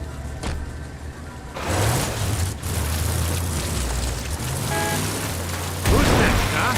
Who's ready for some more?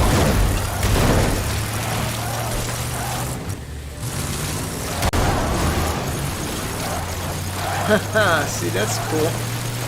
Can't do anything though. This is what I mean by it's so empty. There's just nothing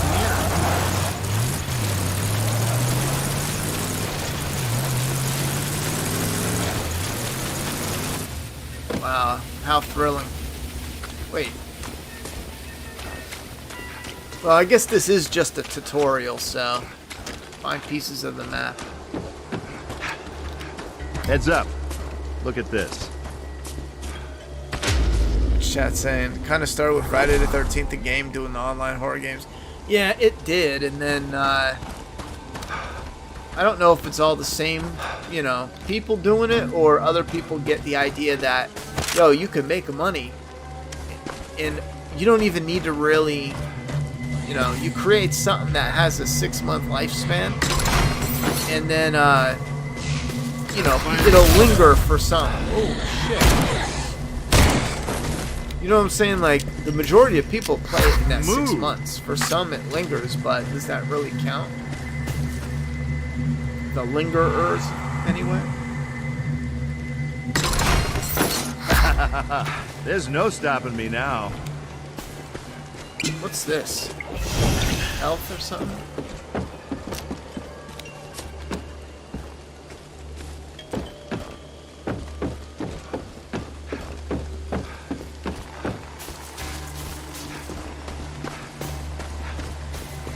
Ooh, how I've missed these.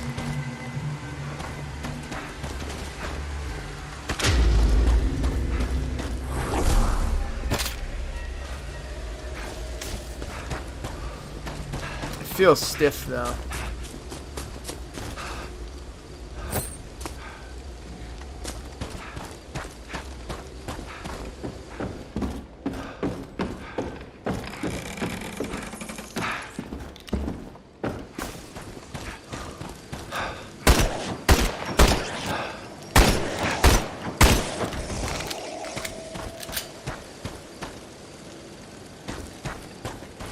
What is this? A bow and arrow? Wow.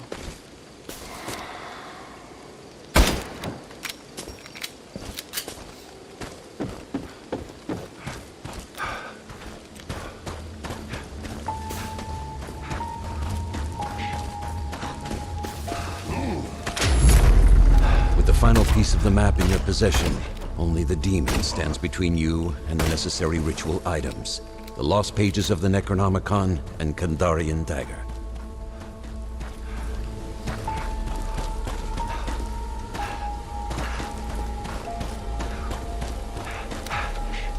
Whatever he said. So I guess I gotta go for the... collect all the pieces of the map.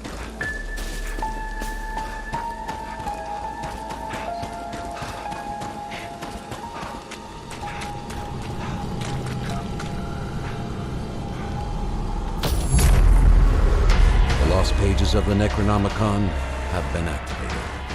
Steel yourself a battle. All headshots, yo.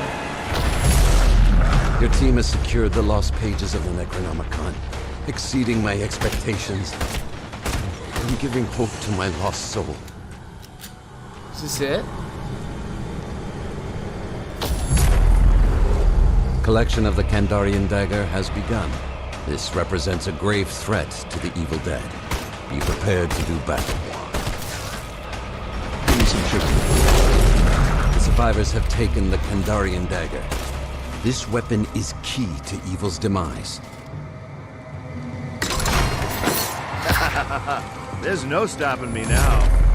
You now possess the lost pages and Kandarian dagger, and must face the Dark Ones. What's I that wish you mean? the best of luck. Am I fighting?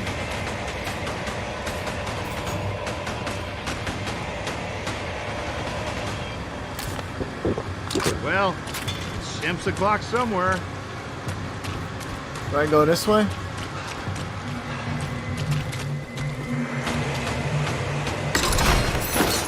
Find me some more of What's these. that? Boomstick. All right. Haha, one-handed. That is awesome. That's actually cool. All right, let's see.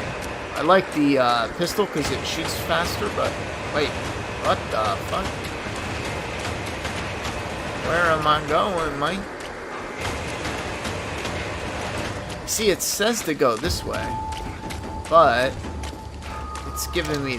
Oh, I get it. I marked that like an idiot. Why are you doing this to me? Wait, what? Fear, seek out light source. Reduce my fear. That's stupid. I'm afraid, yo. Now what?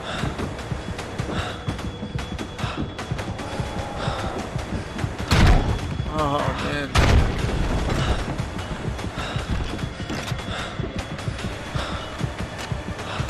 I gotta light myself a little fire. Light. Because I'm afraid. Illumination conjured by the Chosen. I'm scared. Where is my fear? Oh, down there.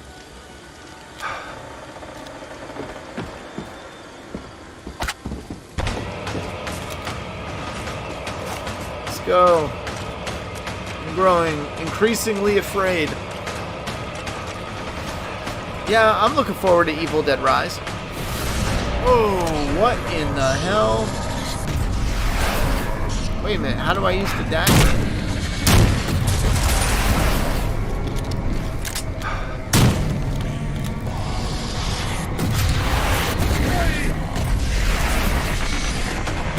How do I use the dagger, though?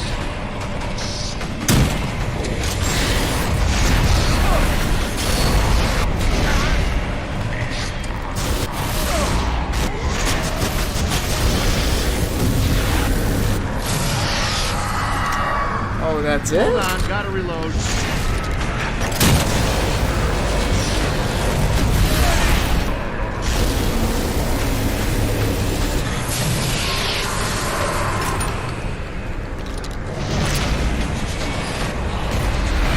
Oh, that's kind of stupid.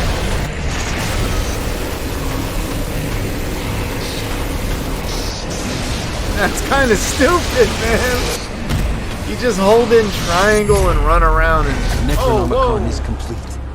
Defend What are it you doing? to seal the breach between our world and the next. Oh, I'm taking forever reloading here, so I'm kind of stuck. Uh-oh.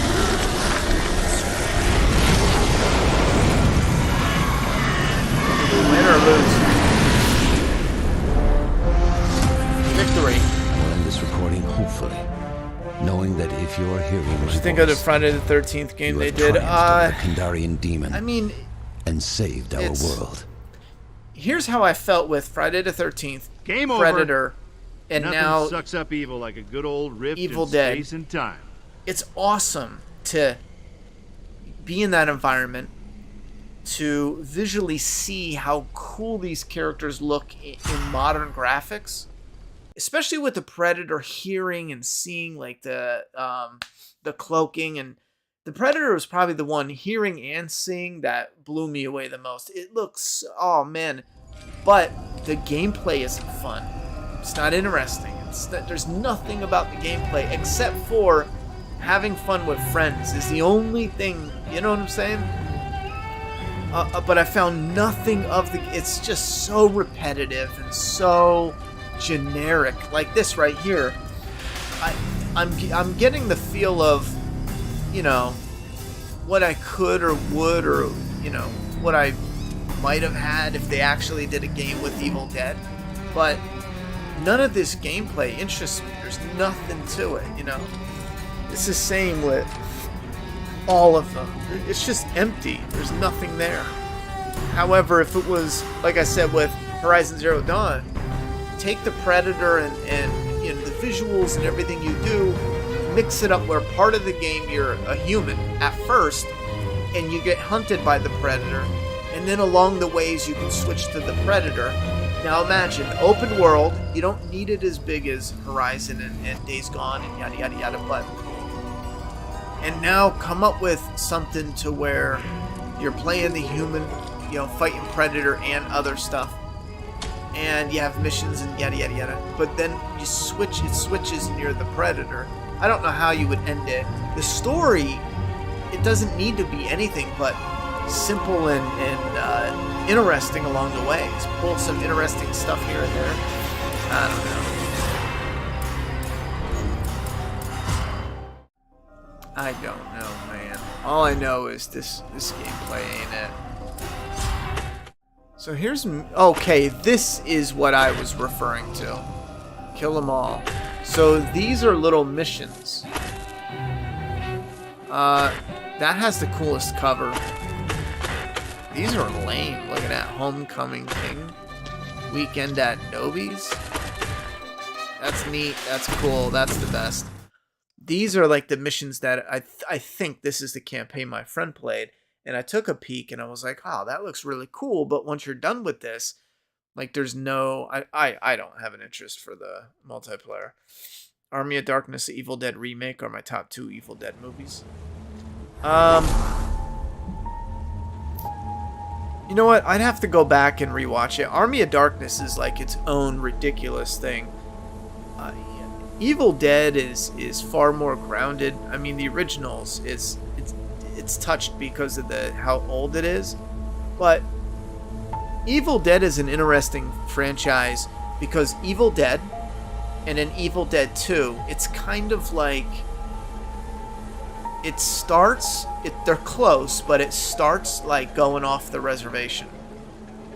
Army of Darkness, though, it's off the reservation. It is just about fun. You know what I mean? And then the remake grounds it again. It's back to like the original kind of, you know, you have the Necronomicon, but it's not out there. They have funky shit, but it's not way out there. But then you got the TV show, and I think the TV show is where they failed. In my personal opinion, they have the horror element, and then, and that incorporates, you know, demons, monsters, yada yada yada, everything as a whole. Then you have the comedy side, the satire side. And I felt like they overdosed on the comedy and flimsiness of the franchise, and it killed it.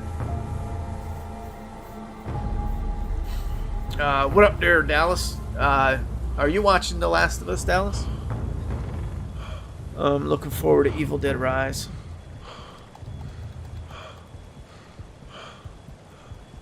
When is that coming out? At least in Friday the 13th, the game, you had one player as Jason and the others as camp counselors. Yeah, that was good, but I still just couldn't get... See, now here is... Oh, I'm afraid. Hold on.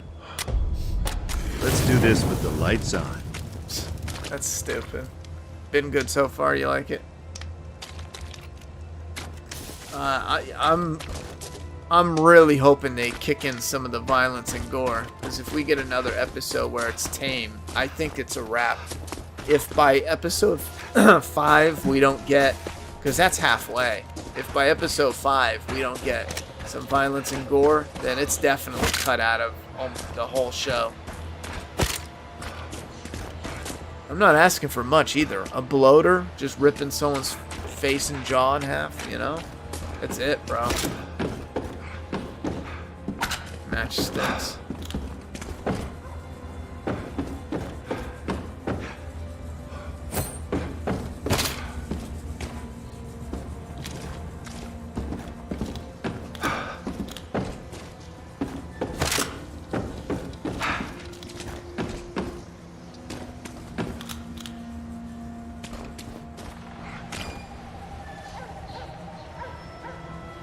He looks cool.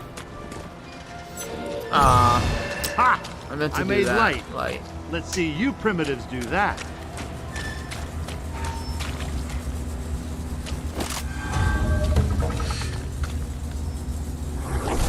Classic lives. So, I guess I'm supposed to loot and then get in the car and go to the next area? I don't know why you would start out and get right in a car.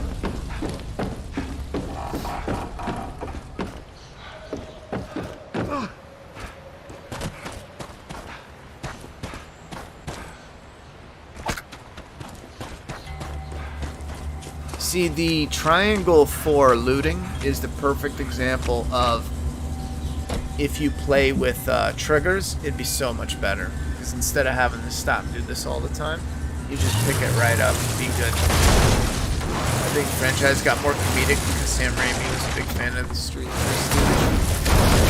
I think that's what hurt the franchise personally. Army of Darkness had...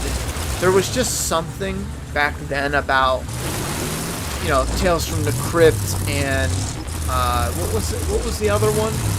It was Tales from the Crypt and Creep Show, and like they had this appeal where comedic horror, the mix, it worked. But once you got out of that, it was hard to make it work. For some reason, modern times it's not as smooth as back then.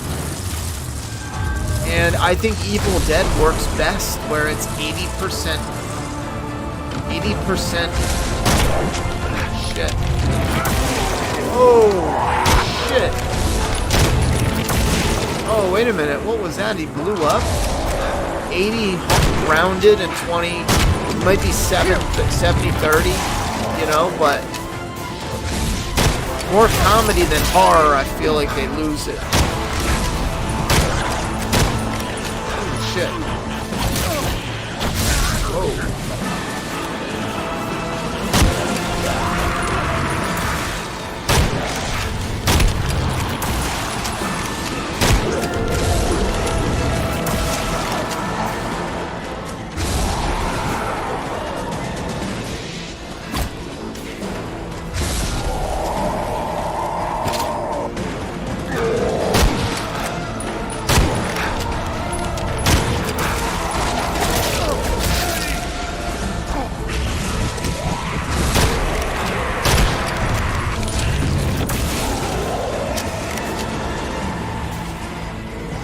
Got weird all of a sudden.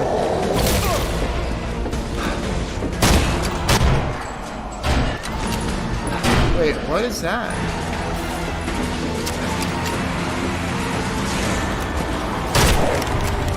Hold on, gotta reload.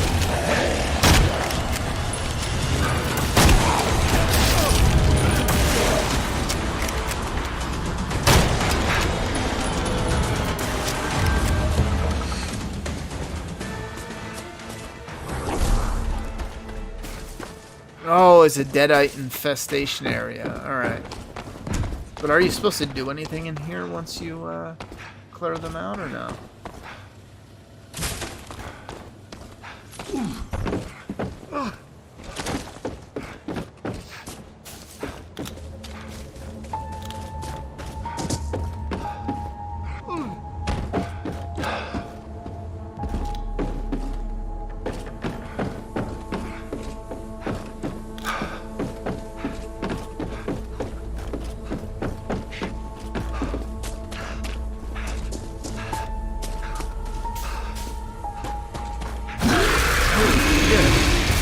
Oh, see, that's cool. What was that?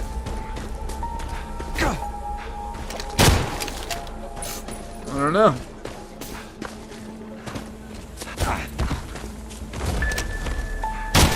That's where you can't blow up the pumpkins.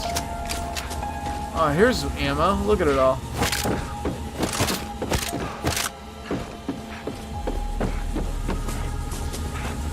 I went back and to sleep. Do you finish Dead Space? No, we're not finished. I downloaded this just a little bit ago to see if I liked it, but I could probably stop and never play this again and be alright with it. I just feel like it's a tease of them, the game they could have made that would actually have. Oh, it's broken? Oh, that sucks. Yeah, I just feel like this is an empty game. It looks cool though. Like, it would be cool to actually have a full game.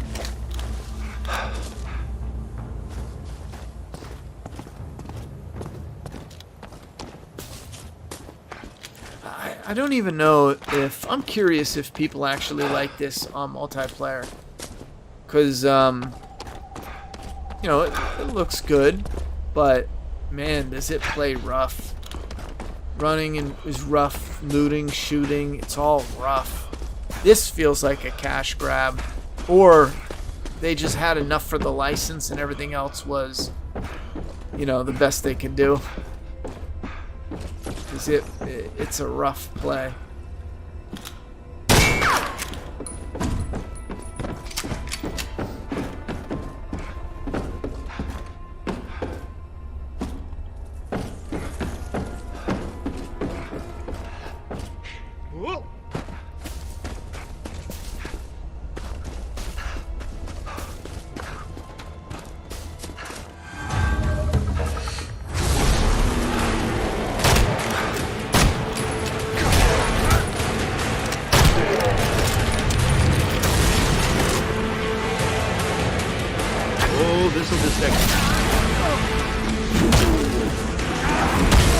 Oh man, it sucks that they electrocute or something.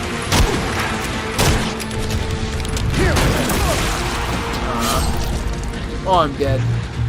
Yeah, I'm done with this.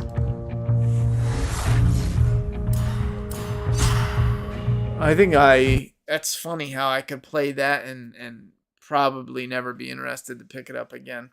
Just because game-wise, there's nothing there. There's nothing to follow. I heard that Season 2 of The Last of Us will be adapting The Last of Us Part 2. That's what it's supposed to do, yeah. I think Season 2 is going to be... Part 2 of The Last of Us will be more than one season, they said.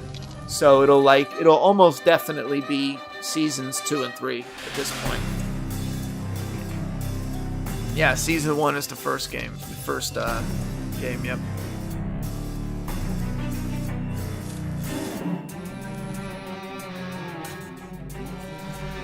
Yeah, I don't know if I buy... I mean, that's fine if people like the second one, but there's a couple things that stands out, and I don't know how it can be a masterpiece when there's glaring issues. Like, there's huge holes in it. Forget about the controversy. There's just huge holes in it, but I mean, it's fine to just be absolutely in love with it. Like, when it comes to the gameplay, I've had this conversation a lot where I tell people, like, the gameplay is, it is a masterpiece. When it comes to the gameplay, it is great. Can everything be a little better? Yeah, absolutely. But for the restrictions we have now on current day gaming, the gameplay for The Last of Us, the gameplay and the atmosphere is as masterpiece as it gets. But then with the story, I have issues, and a lot of people that I talk to that say it's like damn near perfect. Once they hear that, they're usually like, yeah, I can see that, you know, because the story, when they have any issues, it's with the story. The gameplay is like, no, that's, you know, the gameplay rocks. All right, I'm trying to get out of the music though. All right, that's out of the music. But I'm gonna get going. It's getting late. I got to do a couple things before I crash. Any last minute thoughts, opinions, suggestions? I'm gonna do a little bit of, I gotta make something to eat though, but I'm gonna do a little remaining research on the webcam. I think I'm gonna pull the trigger.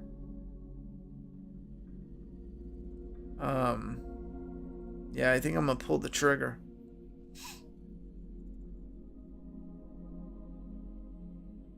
Yeah, I think I'm gonna do that.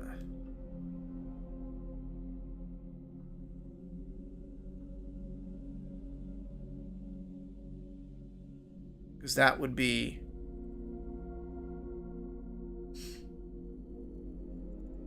a new cam here by Friday. Perfect for the stream. I mean, that would be great. That'd be perfect timing. That would actually be perfect timing. I'm tired though. I might crash as soon as I get done with this and then wake up a little early and get my work done.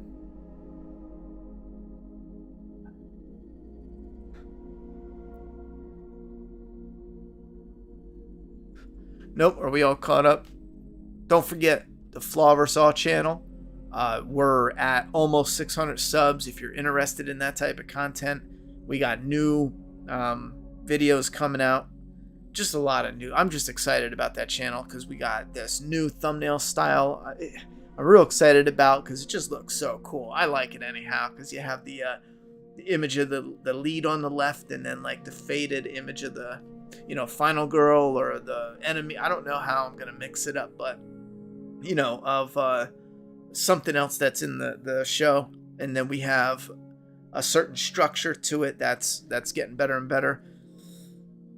Some new Photoshop stuff for the new edits.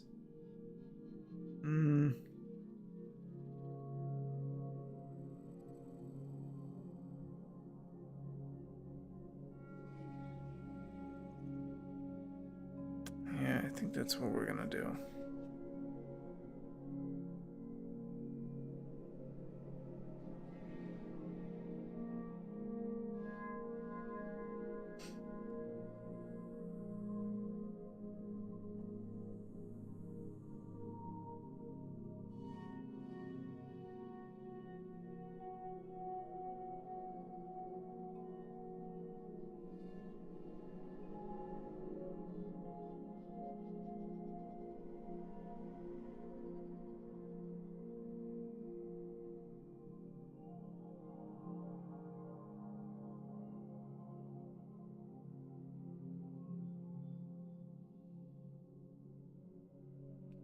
Oh my god. They're also making a Bambi and Peter Pan horror film because they're public domain.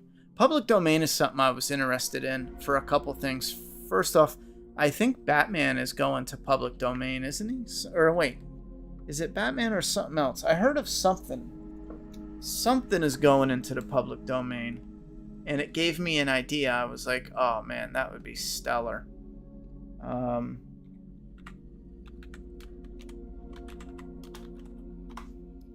I forget now.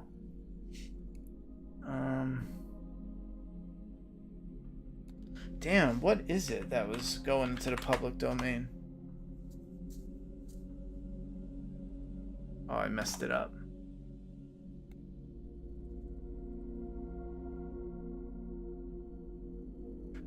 Oh, yo, Mickey Mouse will enter the public domain in 2024. That's next year. I gotta look into that. What does that really... Yo, public domain legit means... Like, that's it. Like, the community, us as a community, have rights to the Mickey Mouse. Now, obviously, we can't come out and do, you know, a new Disney and yada, yada, yada. But you could legit do your own little Mickey Mouse short. Again, there's other trademark and copyright that you got to be careful of and be wary of. But you could do your own short and put it up on YouTube, and they can't touch you. You know what I'm saying? Superman is in the public domain in 2034. And Batman is in the public domain 2034. What is it, 100 years? So that would make sense if they came out in 1934. I'm gonna kill my daughter.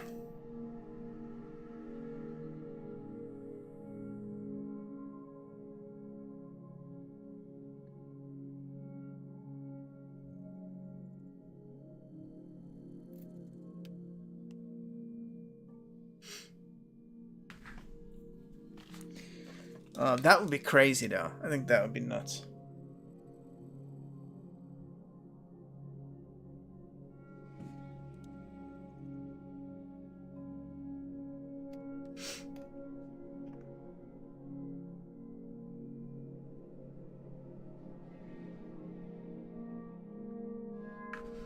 I gotta go, because I gotta beat my kid's ass. Go over there hooting and hollering. Apparently, Last of Us Part 3 is in development. I don't believe that Last of Us 3. Now, here's the thing: is in pre-development, yeah, they're coming up with the ideas and what to do and yada yada yada. But I don't believe it's in development simply because of the multiplayer.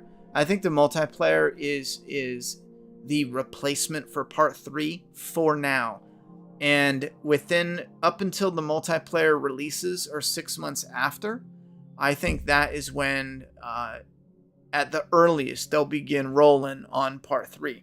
If you think about everything they're putting out, the multiplayer is Part 3 at heart. You know what I'm saying? The multiplayer isn't just, or at least from what they're saying, it's not just, oh, here, you're in a room, there's 4 of you, and you fight 4 other people on the internet.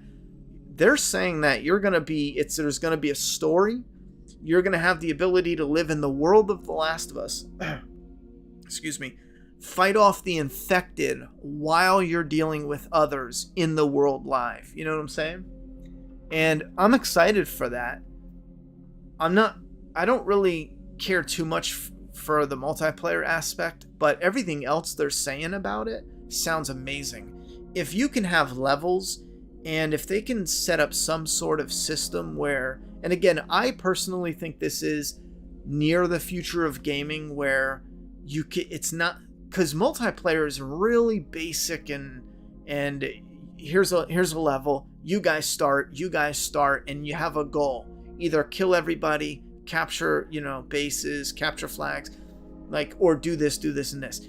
But actually going and living in the world, like you have other games like Daisy, or what are some of the others where, is it Rust or something like that, where you're living and moving in the world, and when people kill you, you're dead, and yada yada yada. But there's a way to make an amalgam of actual gameplay with some story, interacting with some people, and also having that lived-in world to move around in.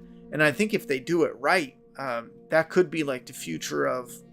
And again, it's tricky to explain because I don't know what their limitations are as far as what they can and can't do with that. Are you excited for the possible Last of Us 3? I don't care about Last of Us anymore, except for gameplay.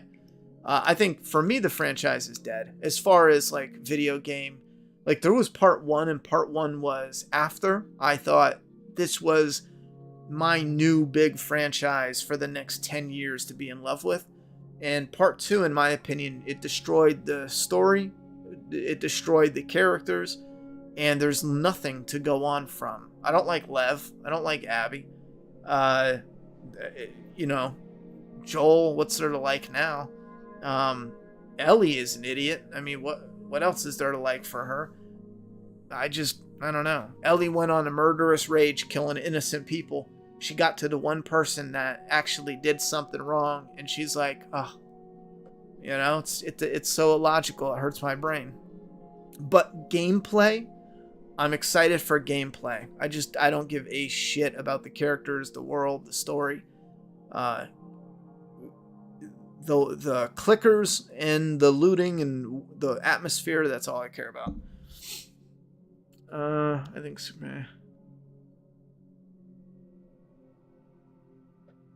Just Steamboat Willie version, I think.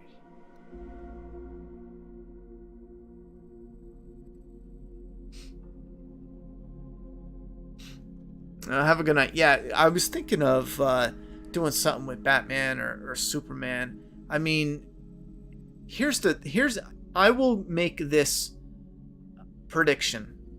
I gotta look up more about public domain, because there's still a lot I haven't looked up. Like, what's the limitations?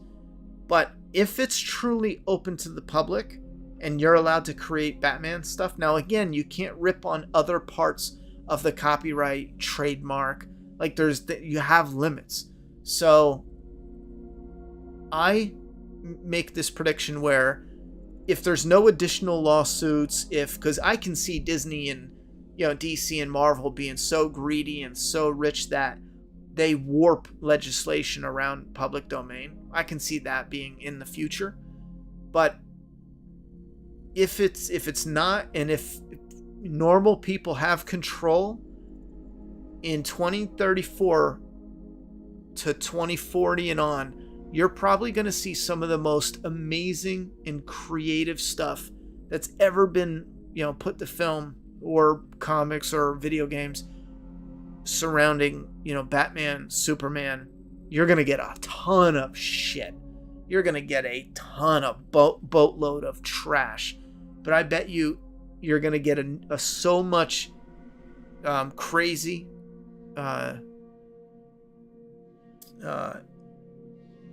some of the most amazing, you know, Batman, Superman stories that we would ever see.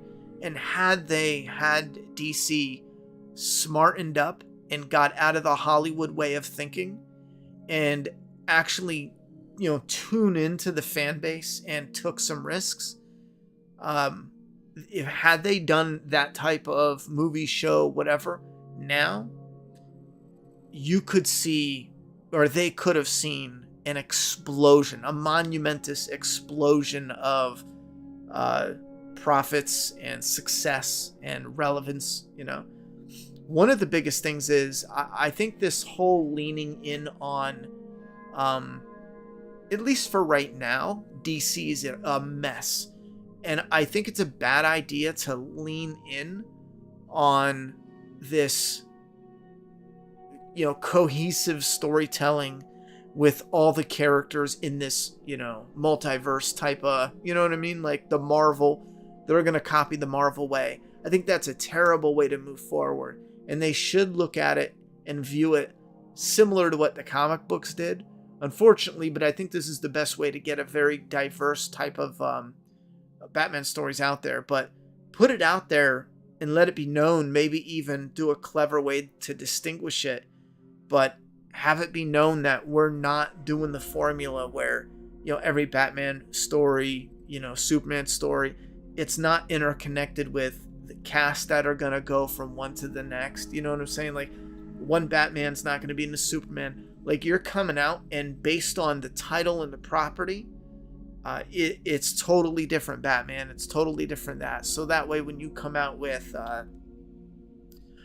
Joker, for example, you come out with Joker 2, but then you're rebooting this Batman Justice League version, and then you have the Batman 2, and then you have the Justice League version coming out. Like, that's going to have a totally different Batman.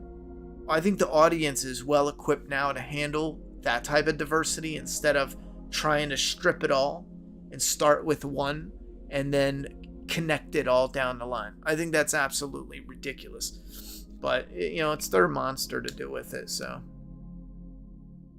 Fallout 76 I downloaded 2 days ago. It's free, so I downloaded it. Now, here's the thing is, I forget what Fallout I played last. I think it was Fallout 4. I think I missed 76 somehow. There's going to be 2 Batmans now. Robert Pattinson Batman. They're making a brave and a bold movie with the new DC universe. Yeah, that's the... See, here's part of the problem, though. Patterson's Batman is coming out. Joker's coming out with Joaquin Phoenix and whatnot.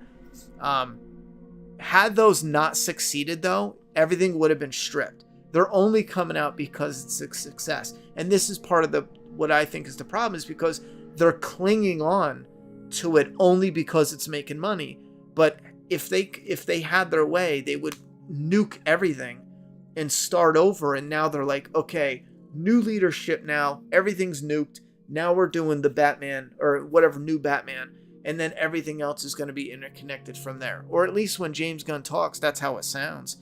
And I think that's silly. I think the title, like Ben Affleck's Batman, as an example, Ben Affleck's Batman, Henry Cavill's Batman or Superman, you have that world.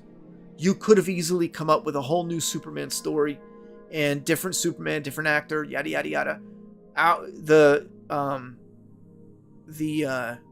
consumers now are we get it. We're on the internet. We can hear things. We watch trailers. I mean, we got it all. Trailer breakdowns, I should say. News and information is so readily, easily available. It doesn't make sense to keep going back to the old ways of, okay, well, we can only have this limited amount because we don't want to confuse. And I know the masses can get dumb. I get it. They're confused. But that's not the same Superman that's over here. But hopefully Joker 2 is good, but I'm not a fan of musicals. I'm not going anywhere near it. But I do want to get going and get some sleep, though. But I'll talk to you guys another night coming up. Friday, definitely, on the MAPP channel. And like I said, check out the Flaw vs. Saw channel. Do you plan on doing a Flaw vs. Saw on Jurassic Park franchise? I would love to do one on the first one and maybe the second, Lost World. But it's only up to you guys. Like, in all honesty, the way Flaw vs. Saw is going to work in the future, right now we're building Patreon the best we can, and whoever's supporting on Patreon gets the final say of what we review. Now, the videos we vote on to do, it's going to be open to everyone who watches, and that's going to be on our community tab. Like, a lot of people voted for the Batman. So what we do is we're voting on the community tab for 10, 20 movies, and then the Patreon is going to get to narrow that down to the exact movie that we do for that month. And that's how it's going to funnel. And then we're going to roll that out for the next 6 months. So the people that watch and like and comment, they're going to be the ones to pick what base we build off of for what we can do.